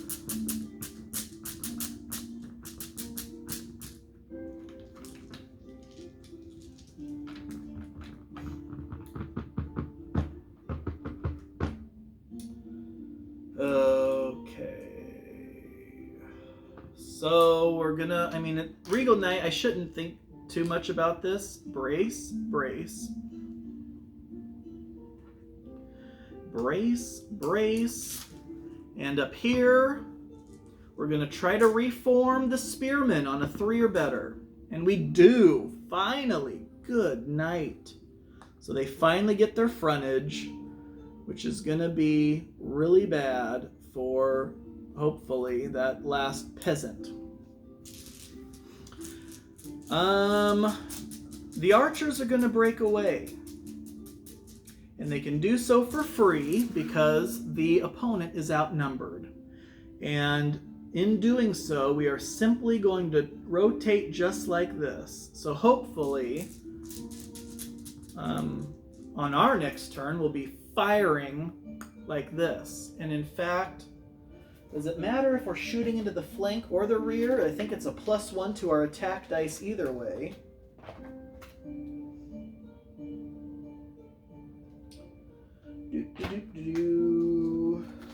For shooting into the flank or the rear. Come on, where is it? Alrighty. Range attack modifiers. Shooting into the flank or the rear. +1 to the attack die. So we can't shoot them yet because they're technically still in combat. Alright. But we are in position. Assuming the militia don't kill this guy and get to reform.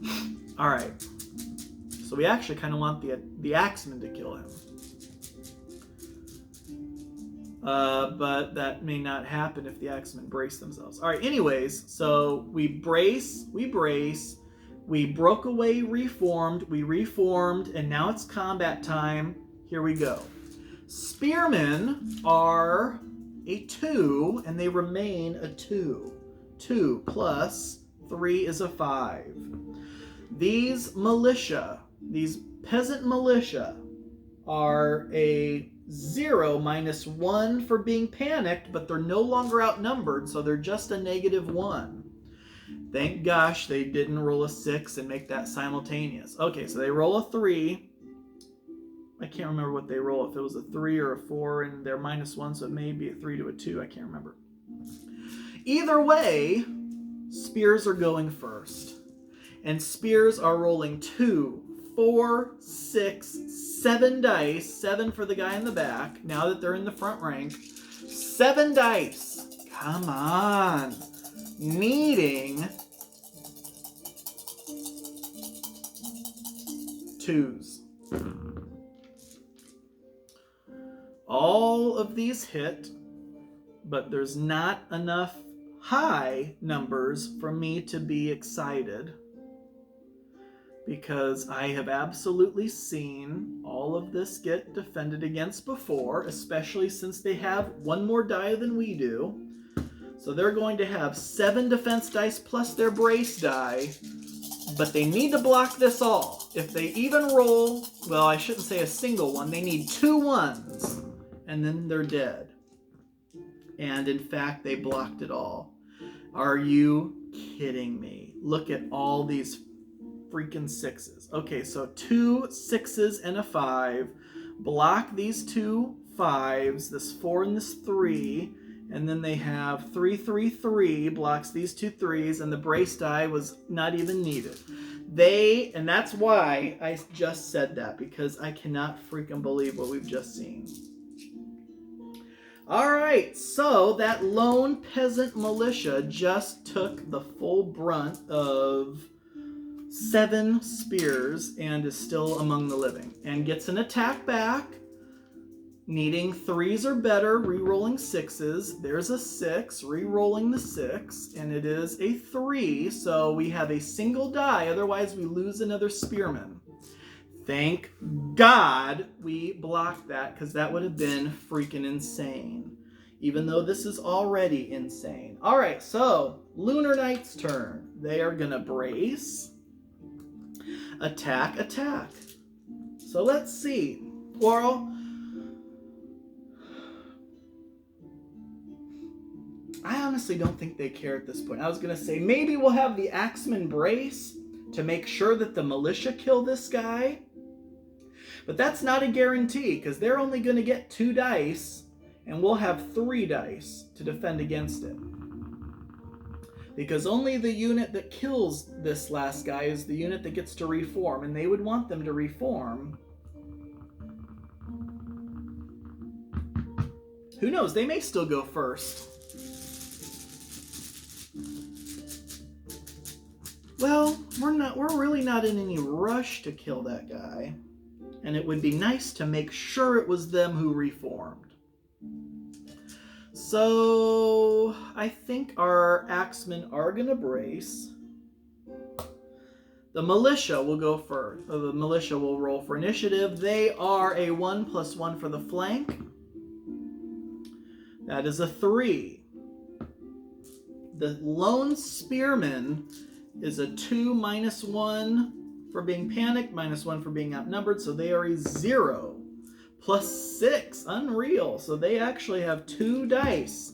They cannot target the Axemen because they braced, so they have to put these both on the militia, 2s or better.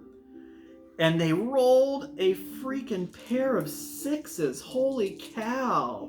And those militia do not. So that is another mounted militia gone. Holy cow. Alright, now the militia get to go.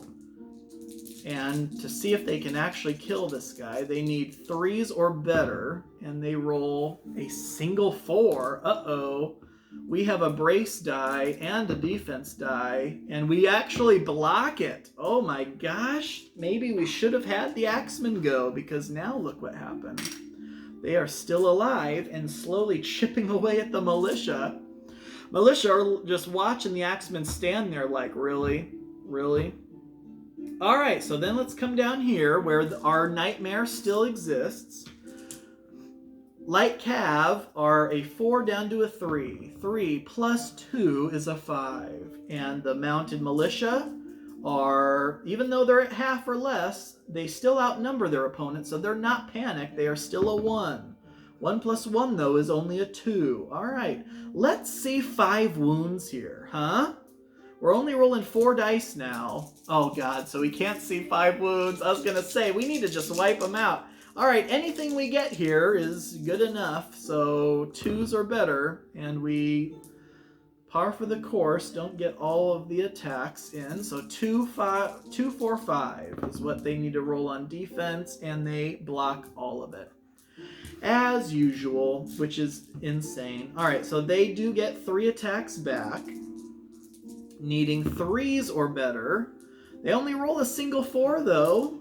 How are we going to do against a single 4? And we actually block it. All right, so it was actually a stalemate over here, so that's good. All right, so with that being the case, it is now Regal Guard phase. And we can't believe this is actually not good. Well, it's not, because I was going to say, we have these freaking archers pointed at this guy, but this guy's still alive. So we'll brace him. Do we want to move the archers anywhere? They have clear line of sight and range to either of those units, but of course it'll be this unit because it's blocking line of sight to that unit.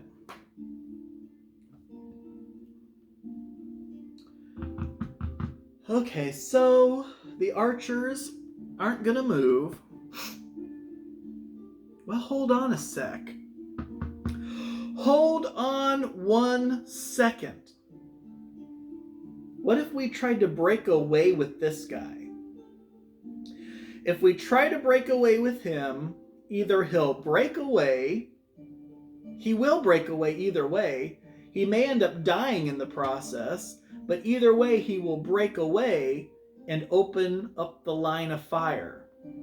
Are we ready for that? Oh God, is that something we're ready to do? Or do we take the chance that maybe he can still do something? I say let's not break away yet, because he may win initiative unbelievably again. And so yeah, I think we're just gonna stick with what we have been doing. I think that's what's kept us alive this long. Brace, stay in place, attack.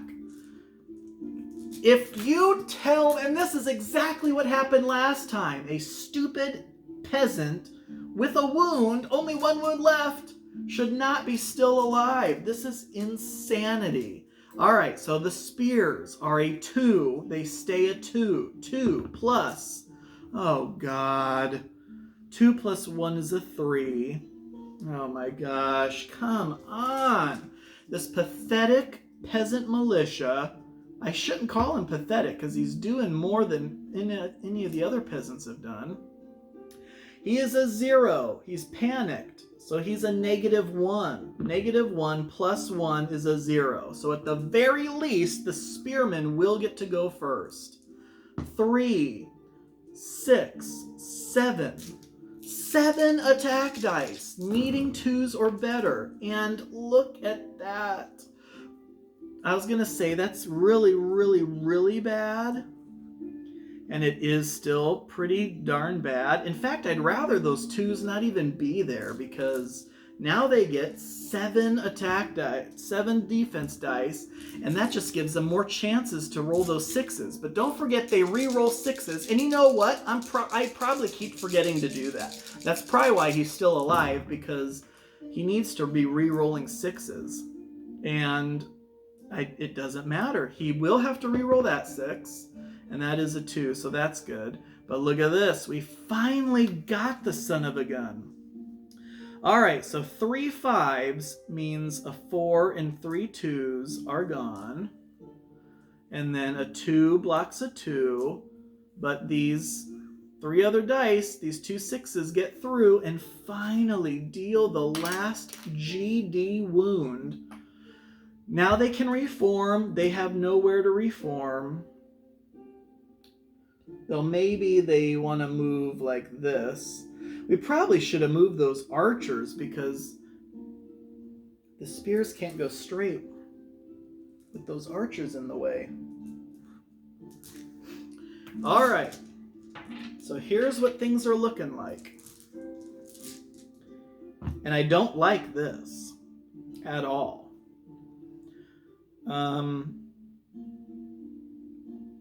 All we can hope is that the spearman does something and then dies, and then on our turn we can fire. But again, it's the situation where now what do?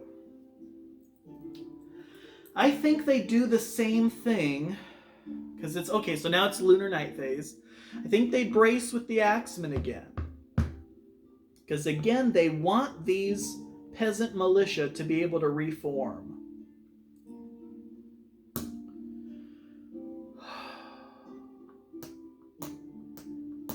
If this spearman survives again, next turn, we're going to have him break away and potentially kill himself, because we need to get these shots in. Okay. So, Axemen are bracing, horsemen are attacking. Let's do this first. So, mounted militia are a 1, they remain a 1. 1 plus 5 is a 6, and that's not good. Light cavalry are a 4 down to a 3 because they're panicked. 3 plus 4 is a 7. Thank gosh, they do get to go first. They're rolling 4 dice. I don't think they did a single wound last time. They need 2s or better. And this may do something. A 2, 2 5s, and a 6. How much of this can the mounted militia block? And they do block 2 of it. It would have been so nice if we could have done 3 wounds, but instead they do 2 wounds. So that means 1 mounted militia gone, and then this wound will remain there. So for, I believe, the first time, well, I shouldn't even say anything because the mounted militia now get to go. But at least now the mounted militia are down a die. They're only rolling 2 dice now. But assuming they don't do any wounds here, for the first time this game, the combat round will end with the light cav in the lead. 2 dice needing 3s or better. And they roll a 3 and a 4. We have 3 dice to get a 3 and a 4. And we do. So for the first time this game, the light cavalry are in better shape than those freaking mounted militia. Unbelievable. Here is where it all happens. We're rolling initiative for the for the mounted militia and for the spearmen. Spears are a 0. Mounted militia are a 2, so it's 2 to 0. And look at that. Look at that. Let's make sure we got this right, because this is super important. They are a 1. They're not panicked because they still outnumber their opponent. So they are a 1, but plus 1 for the flank. They are a 2. 2 plus 3 makes them a 5. Spearmen is a 2. Minus 1 for being outnumbered. Minus 1 for being panicked. So they are a 0. Plus 5 is 5. 5 to 5 is simultaneous. Let's see what happens. Spearmen will get 2 dice on the mounted militia, no matter what. Mounted militia will get 2 dice on the spearmen. Let's do mounted militia first. They need 3s or better. They roll 2 2s. They failed again to wound this spearman. The spearmen attacking the mounted militia back, re-rolling 1s against cavalry, needing 2s or better. A 2 and a 6. Mounted militia rolling in defense. A 1 and a 4. The mounted militia still take a wound.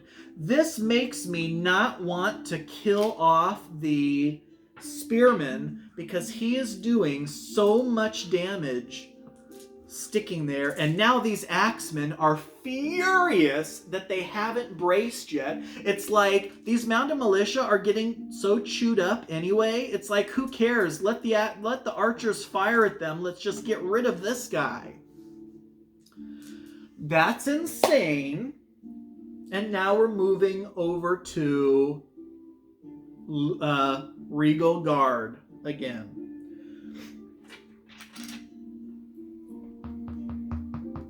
This is insane. We need to start... Okay, so first of all, we are going to brace here again. But now, we need to... For the first time ever, we're starting to worry about positioning again. We have a movement of 8. And look at this. Look at this. We do have to consider...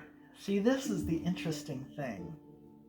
Technically, they're still in combat because it's the width of the unit. Even though the movement tray's not here, you fill in gaps this way. You don't fill in gaps in the back. So, technically, the back of this movement tray is not here. Could they still get there in 2? Would we want them to get there in 2? Or do we move them up to get into future charging distance and then fire? I think that's what we do. So watch this. Watch this. This is going to be nuts. I can't even believe this right now. This is insanity. This is what you call insanity. Where's my number 3?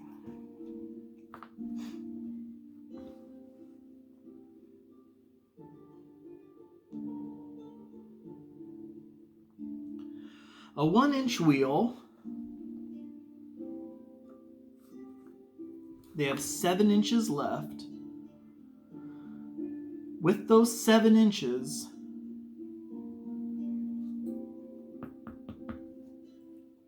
can we move through friendly units? Friendly unengaged units?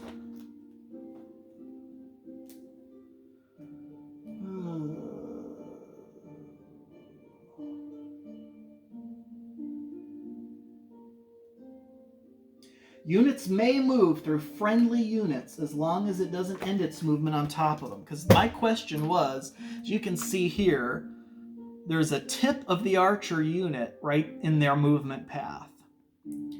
We could move into the rear arc of this cavalry unit this turn.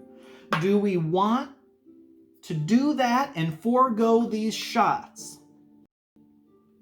That would be 3d6, all plus 1,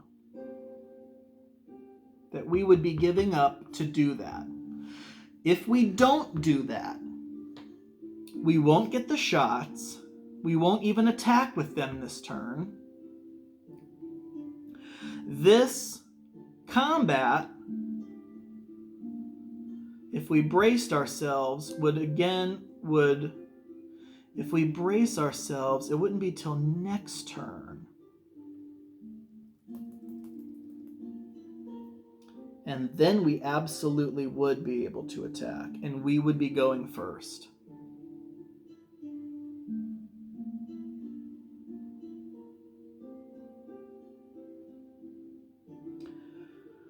Oh my gosh.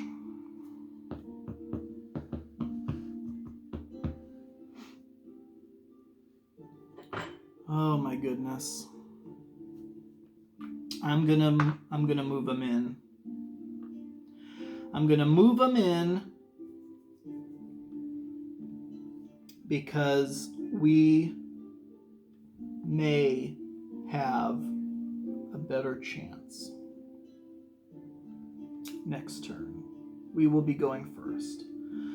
So we're moving the 7 inches. It would technically be like this. Boom, slide over, boom.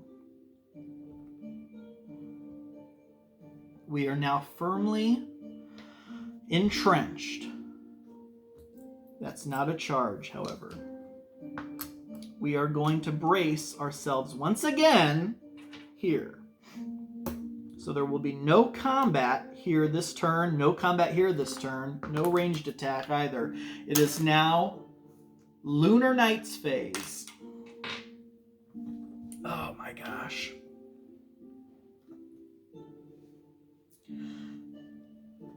Unless those... Can those cavalry brace themselves this turn? Well, let's go ahead and do this, and then we'll question that. All right, so nobody's panicked. It's a 1 plus 1 is a 2, which means these light cav are going first no matter what, because they are a 4 plus 5 is 9, because they're not panicked. They have the same number of troops. Here we go. We could do 3 wounds here, you know, guys. Let's see if you do. 2s or better, and 3 and a 5. So they're going to be alive no matter what. The question is, how alive are they going to be? Well, they lost another cav, so that's a good sign.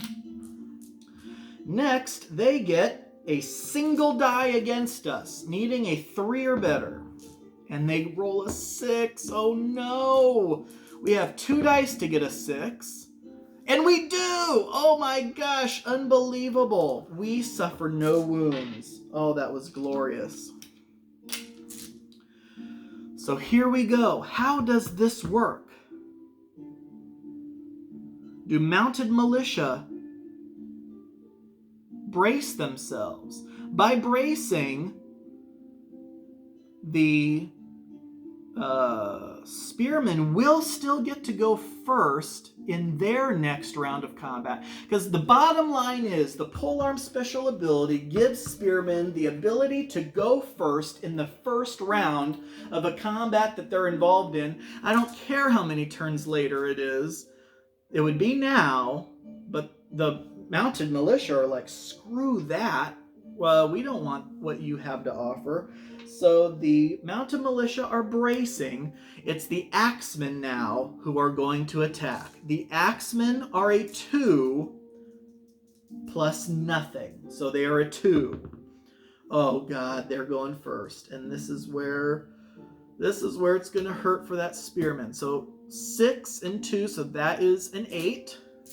And so they will be going first because the Spearman was a 2. They're no longer outnumbered, because the Spearmen nullify that, but they are panicked, so they're down to a 1. So a 1 plus a 5 is a noble 6, but an 8 beats a 6. So here we go. Here's what's going to end up happening. 6 dice. Needing 3s or better, re-rolling 1s and 2s, and look at all those 5s and 6s. Are you kidding me? I just don't get how dice can roll that well at sometimes. I mean, obviously probability and all that, but that just seems insane. 3 6s, 3 5s. There's no way we're blocking all of this, which we have to because we only have 1 wound left.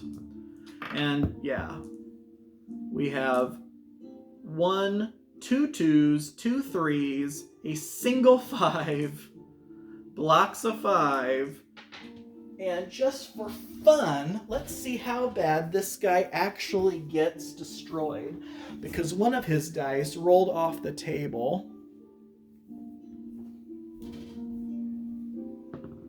And it is a 5. But unfortunately, 4 wounds got through. And that's even without the Axemen being at their full potential, because... And that's the first full unit of the Regal Guard to get eliminated. Now the Axemen get to reform. So they're going to pivot essentially on the spot and be like this. That way they can move this way. Unless they want to actually remain looking this way, actually. Because then they can go this way and either go here or here. So let's leave them like that. So we did this. Regal Knight turn. Regal Knights are going to, for the first time ever, not brace themselves here. They're going to attack here. Hopefully that doesn't bite them in the buns, because more than likely the Lunar Knights would brace themselves here, and it would just be a stalemate. So we will do that, and then we're obviously going to attack here. The archers, I think, then are going to move, and they're just going to go like this. And actually maybe back up as well. So we'll say that that was one of their movement actions was to reform, their change of face. Where's my 4? There it is. We don't want to get out of range, but we figure these guys are going to be coming over here or over here. Actually, we may want to stay there or cut them off over here, actually.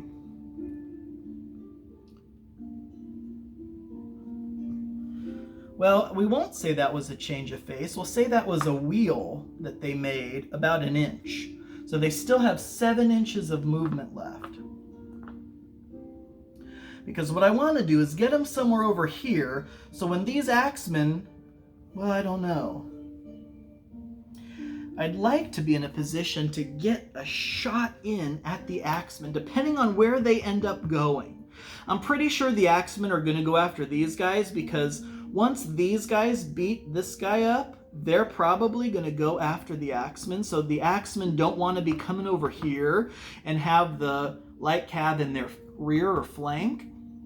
So more than likely, these Axemen are going to go this way. And the archers will do no good over there. 6-inch movement means they would essentially move 3 to here, probably wheel. You know what? Maybe we'll stay right there. Because even if they move a full 6 inches straight, and they may, actually, that's probably what they'll do. Because instead of moving 3 and tilting, they'd have a shot. Actually, I don't even think they'd have a shot here, technically. Because that house just clips banner bearer to potential banner bearer spot.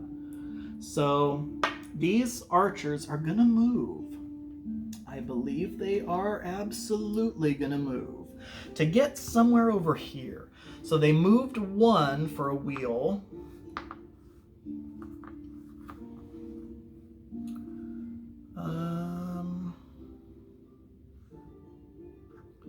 Here's another 2.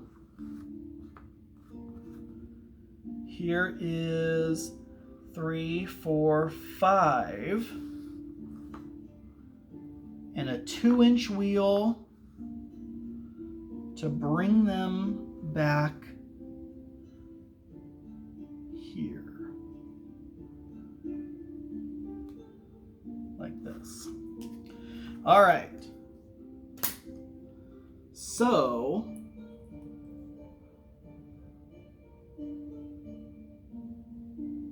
we'll see what that ends up doing. That'll be interesting. Okay, so that is it. We are going to attack, attack, we moved. All right, so now close combat.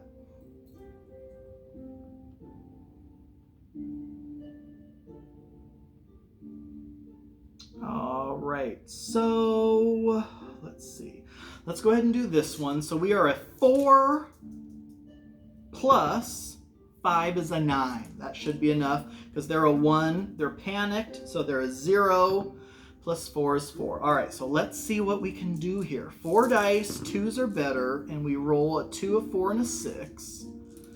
The mounted militia in defense block it all. Unbelievable. That's insane. They get a die back, which is a 3. We roll a 1 parry save on a 6. We rolled double 1s. Of course we did. We take a wound. All right, fantastic. All right, and then spears up top. Spears are a 2 plus 1 for the rear. Oh, that's right. We go first anyway.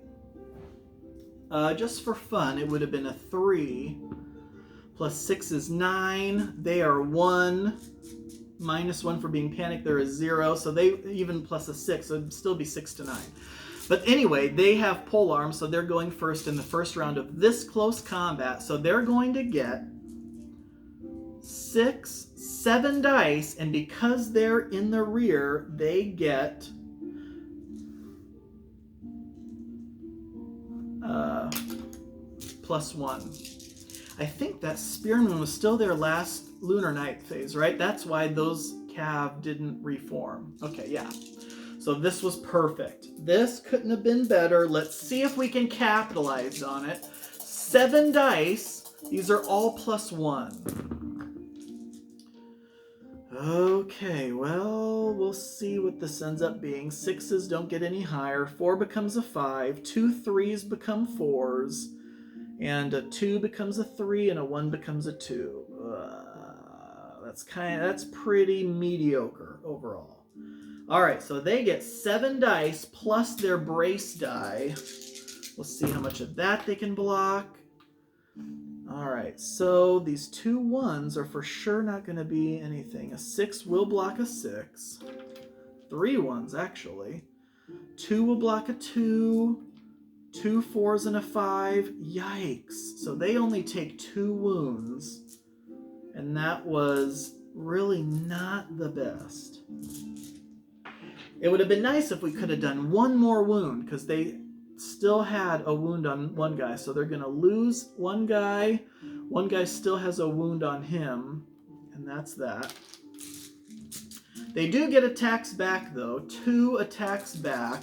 And hopefully doing nothing, but 3s are better. They have a 3 and a 4. Come on, we need to block both of this. And we don't. We lose 1 more Spearman. Alright, so that was both of those combats. And this one here hurts so much. Alright, Lunar Night phase. They're going to try to reform, and they do. So we no longer have that flank advantage. They're going to wheel around. Essentially, they are here now. We can get rid of this. And they're facing us right there. I guess we were like this when we first got there. Okay. Now what do we do here? I think we... Do we go after them, is the question. It would take a lot of maneuvering. We wouldn't even have enough to get there. What if we come down this way?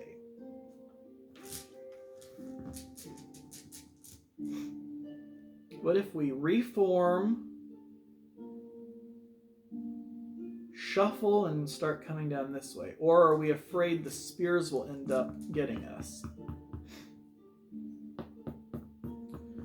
Or do we go after the spears in the flank? We can't come in contact with them by a sideways move. Otherwise, we would do so. If we move backwards, 1 inch becomes 2 inches. We have 6 inches. So moving backwards 1 inch is 2 inches. Moving 2 inches would get us here. 1 more inch forward would get us into contact. And that would be 6 inches. I think that's what we're going to do. Unfortunately, those poor archers are now, their movement was lost. They didn't even think that the Axemen would do this. All right, so here's what the Axemen are doing. They are backing up 1 inch. That's double move, so that's actually 2 inches. They are then going to move sideways. Oh, no, they can't. A sideways move is double move also. Oh boy, so that was 2 inches. If they wanted to move 2 more inches, that'd be 6 inches. You know what? I think they're still going to do that though, even though that's all their movement. Because assuming they don't kill these cav, next lunar night phase, we can then charge them. Oh, they totally psyched out the archers. Oh my gosh. Unbelievable. Well, we're going to brace here and we're going to brace here. And that's going to be it for the lunar night phase. Unbelievable. And the archers, the archers come over here. They're standing there, bows ready, waiting for the Axemen to come out here. They're standing there like, where are they? What's taking them so long? Someone's like, hey, sir, look over here. The Axemen are moving this way. Oh my gosh, that's insane.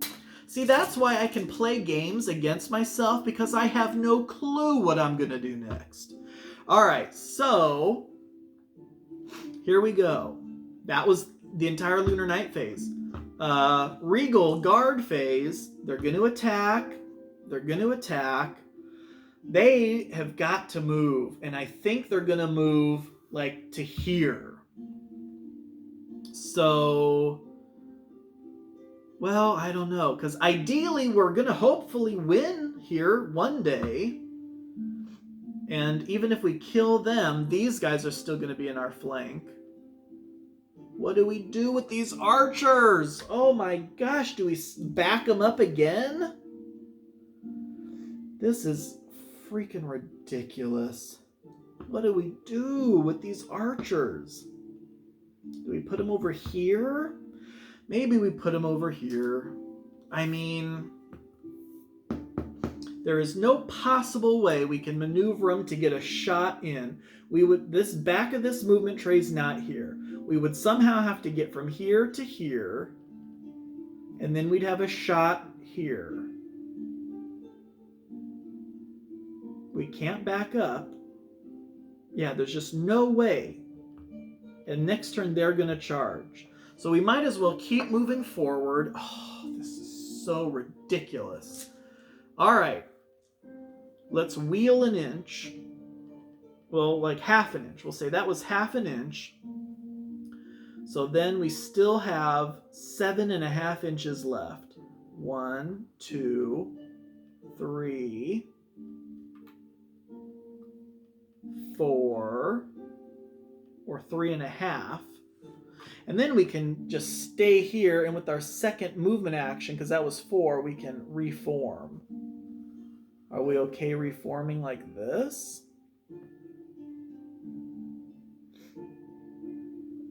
I don't know. I just don't know if I like that. I wish we were over here more. Oh boy. So let's move 3.5 back. Half, 1, 2, 3. So we're somewhere around here. And what did we do? What did we wheel halfway? So let's stay facing like this. So we haven't moved at all. We are going to move in this direction. 1, 2, 3, 4, and then change our face out here like this. So now what are we looking at? Well, it actually looks like we do have a shot on them if they are ever eventually victorious. No, because they're going to shuffle that way.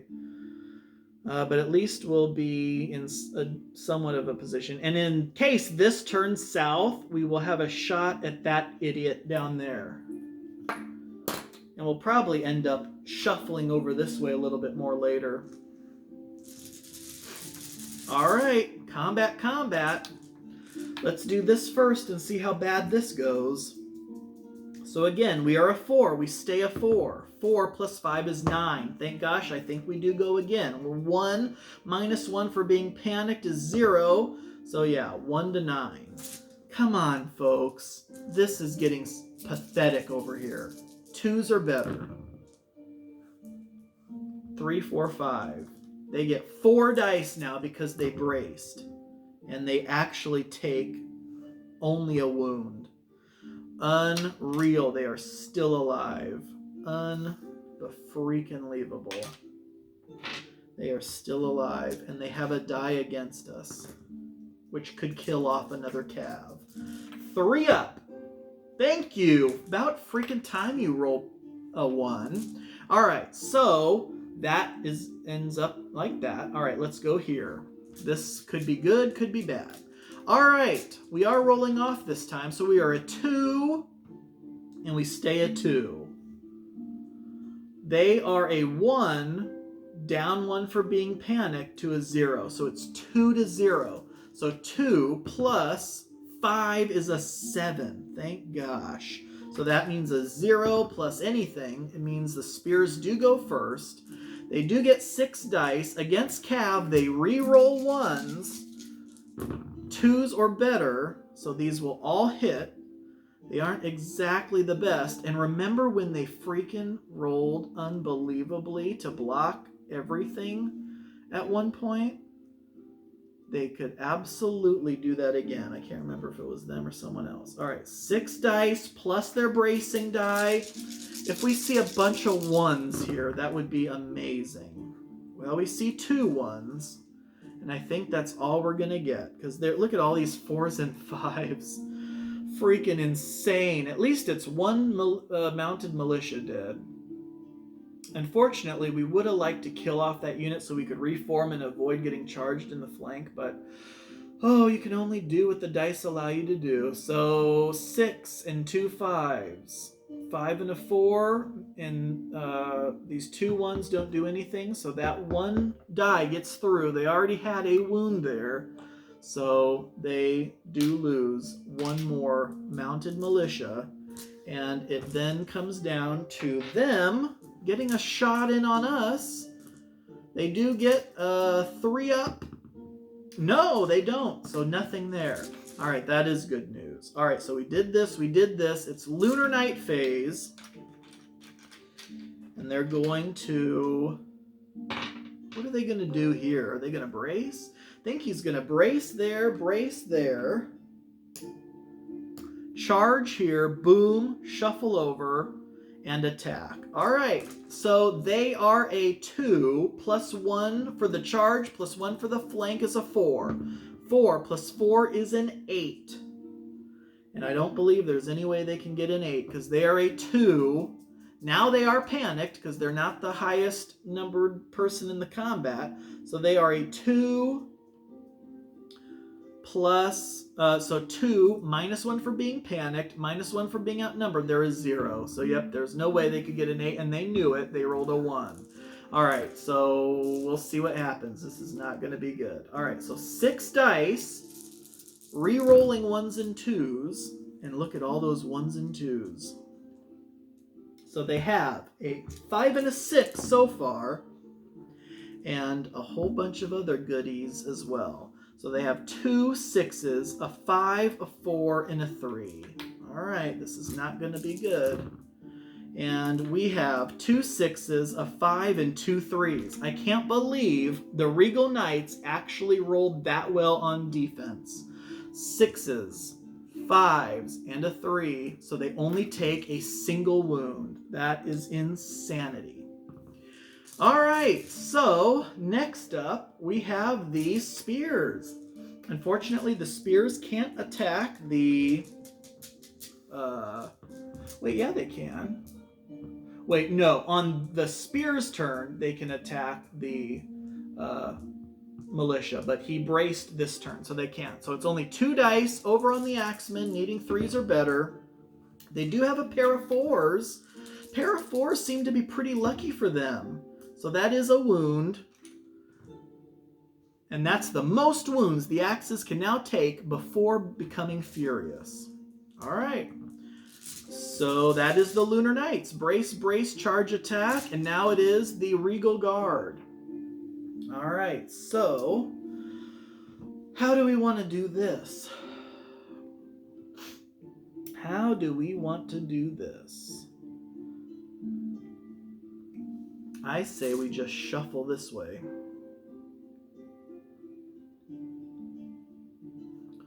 We can shuffle this way 4 inches.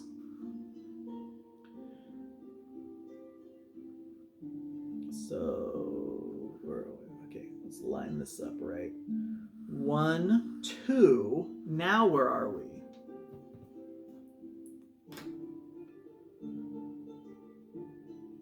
All right, now we have shots there, and we have shots there. We're going to stay there, so no matter what ends up happening here or there, we'll get shots. Okay. Boom. We're going to combat. Do we brace ourselves or do we attack? At this point, it seems like whenever you're outnumbered and you're losing guys, it's better to brace. So we actually are going to brace there. And we are going to attack here. Okay, so here, again, we are a 4. 4 plus 3 is a 7. And I think that'll do it because they are a 1, down 1 is a 6. Or a 0, so the most they could get would be a 6. All right, so we do have the advantage here. Let's see, can we actually take out this last militia? He only has a wound left. 2s or better. And we may have done it. I shouldn't say that. Every time I say that, it ends up being bad, but I'm just pretty happy about the pair of 6s. No! Are you kidding me? No! No, no, no, no, no. Oh, God. How did that happen? 2 6s, a 3, and a 2. They blocked it all. That jack-in-the-box blocked it all. I swear these militia are the hardest things to get rid of. So he attacks back, 3 up. He actually gets it. Let's see if we may have just lost another light cav unless we roll a 6. Yep, unbelievable. That is insane. Unreal. Well, these are 1-to-1, so they were what, about right there? I probably should have. But at this point, it's like, come on. Oh, good night. That was sad. That was truly, truly sad. All right, Lunar Night phase. This bracing didn't do anything. So, is he going to brace again? I think he's probably going to brace again. Why? Might as well. And then over here, we will attack and attack. So, Axemen are a 2 plus 1 for the flank is a 3. So 3 plus 1 is a 4. And the militia is... Or do we brace with the militia?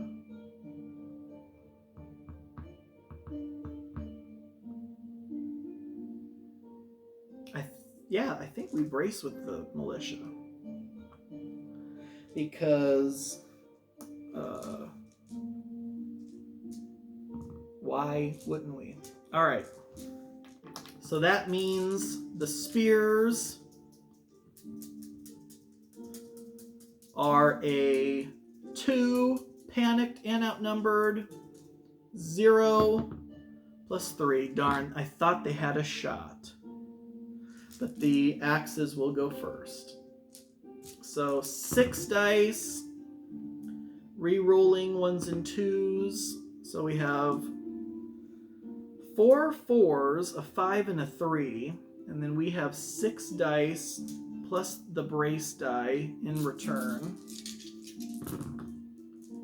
And that is going to be one bunch of dead spearmen, unfortunately. So we block 2 4s. We take 5 wounds. No, well, the brace die makes it look like 5, but it's 4. So 1, 2, 3, 4. All right, that's probably going to be it. But we played these out until the end. So this is Lunar Night's phase, so we can't attack the militia. We will attack the Axemen with our last and final spearmen. 3s or better, and not a single wound. 1 and a 2. And I don't know why I rolled those dice. That's probably why we rolled a 1 or a 2. All right, get rid of this tray as well. All right, so it is over to Regal guard phase.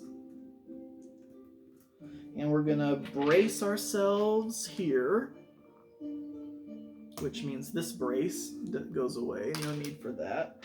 And then here we are going to attack. So we are a 4 to a 1 because no one's panicked now. So 4 plus 6 is 10. So that'll be an easy enough thing to do. 2 dice. 2s are better. A 2 and a 3 is unfortunately all we could muster there. And they easily block all of that, which is insane. So they get a die against us. And of course it's a 6, which we will have 2 attempts to roll, a 5 and a 4. So we take a wound. So we are back down doing worse than that one. All right, so that was it because we braced there and we're going to remain here. The archers are probably going to be the only thing left. Lunar night phase. I think he's just going to brace again. And then he's going to be sad to find us also then brace next time, but that'll be for next time. All right, so then over here, this one is also going to again brace. So then the combat will be here. So Spearmen panicked, outnumbered, he is a 0. There's a 6. Axemen have a flank, so they are a 3 plus 4. Darn it, is a 7. I thought maybe the Spearmen may have had a shot. 6 dice. Rerolling 1s and 2s. So that's quite a decent attack roll, of course. Wouldn't expect anything less. 5 dice in defense. Actually, nope, that's not going to be enough even if we roll the brace die. So we block 2 5s and 2 4s, which that 5 still gets through. Actually, that brace die could have helped us, but no, it did not. So that is the final wound there, and he has been eliminated. All right, so then no attacks back, and he gets to reform. So he will go like this. So he can come down this way. And then our turn. We are going to shoot, and we have to shoot this guy because he's stupidly in our way. And then we are going to brace down here because why not? So now it's a stalemate.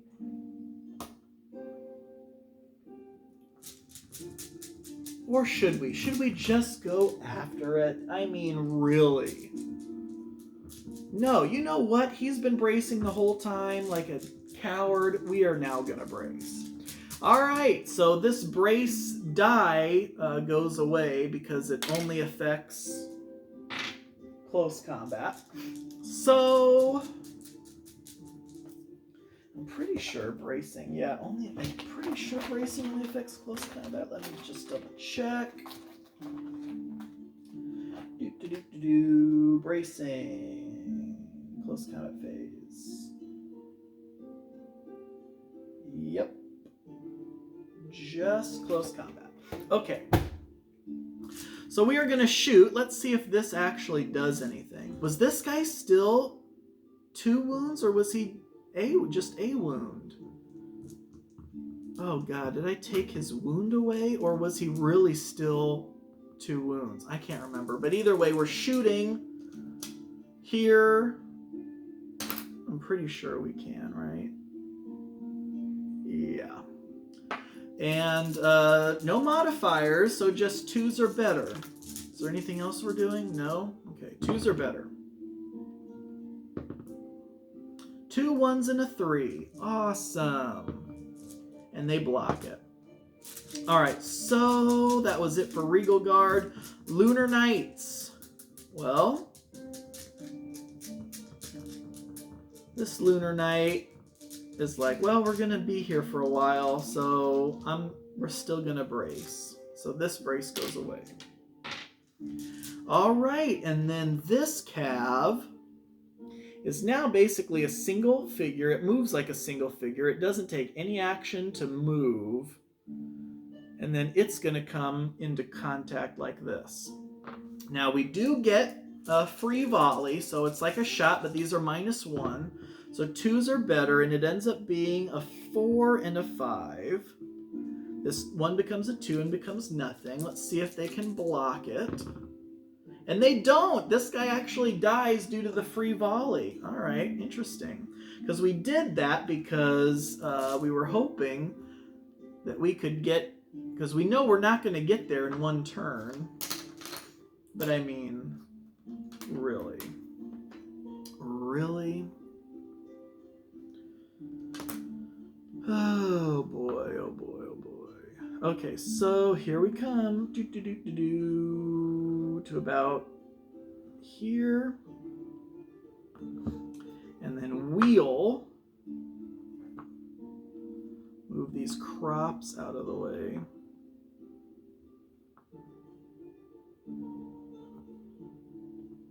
Two inches. So yeah, we're essentially facing them right in the front.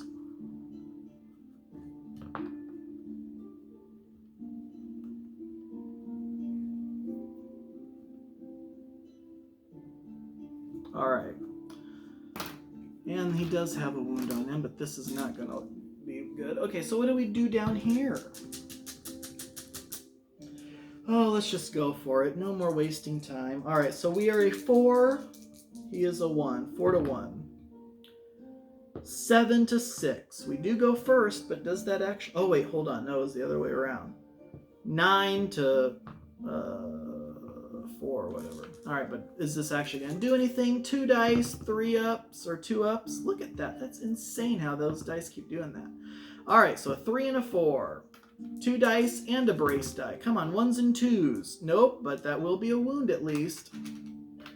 Now to see if this peasant actually kills off this noble light cav. 3 up. No, he doesn't. Alright, good. Okay, so then it comes over to our turn. Oh, wait, what? Wait, or was that our turn? We came down here and he braced.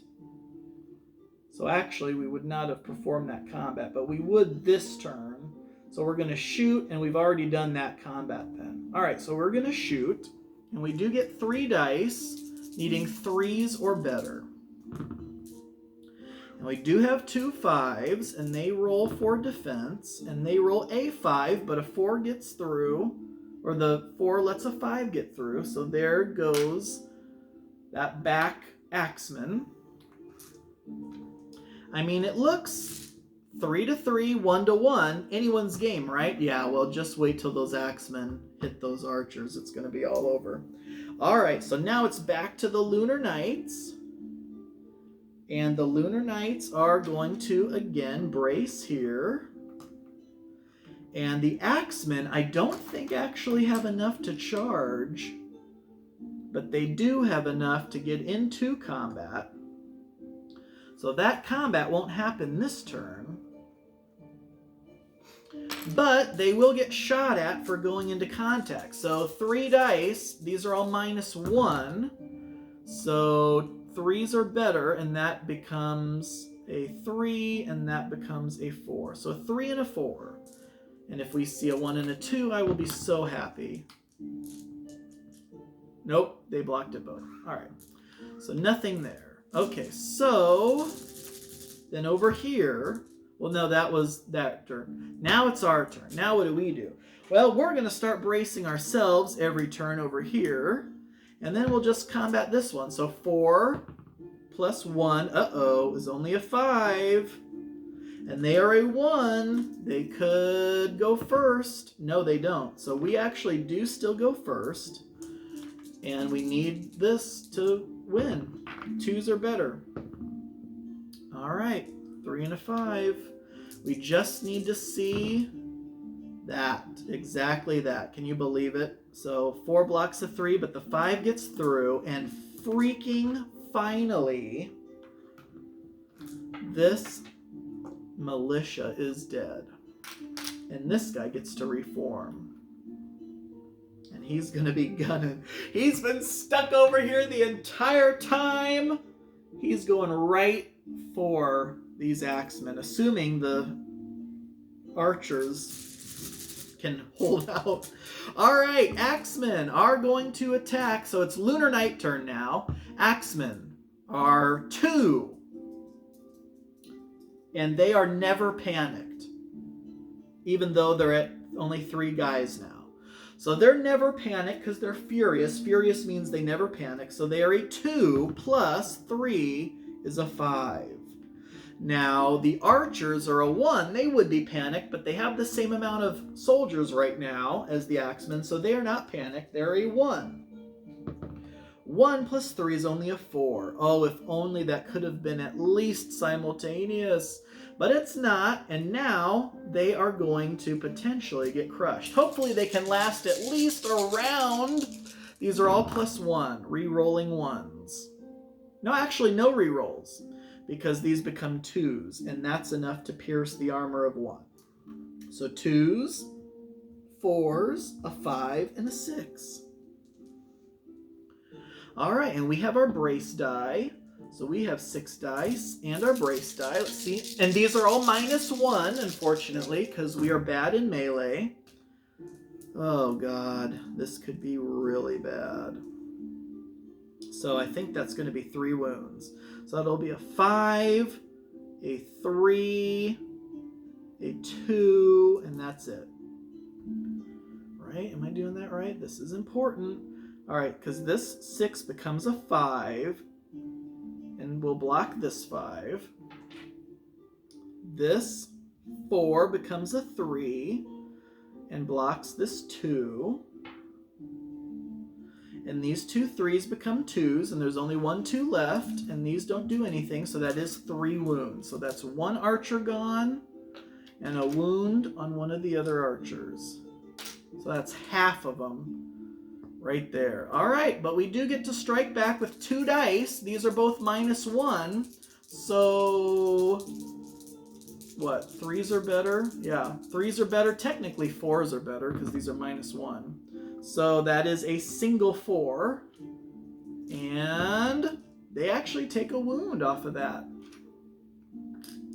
All right, here's how things currently stand. And it is Lunar Night's phase. Now watch this. They're actually going to get...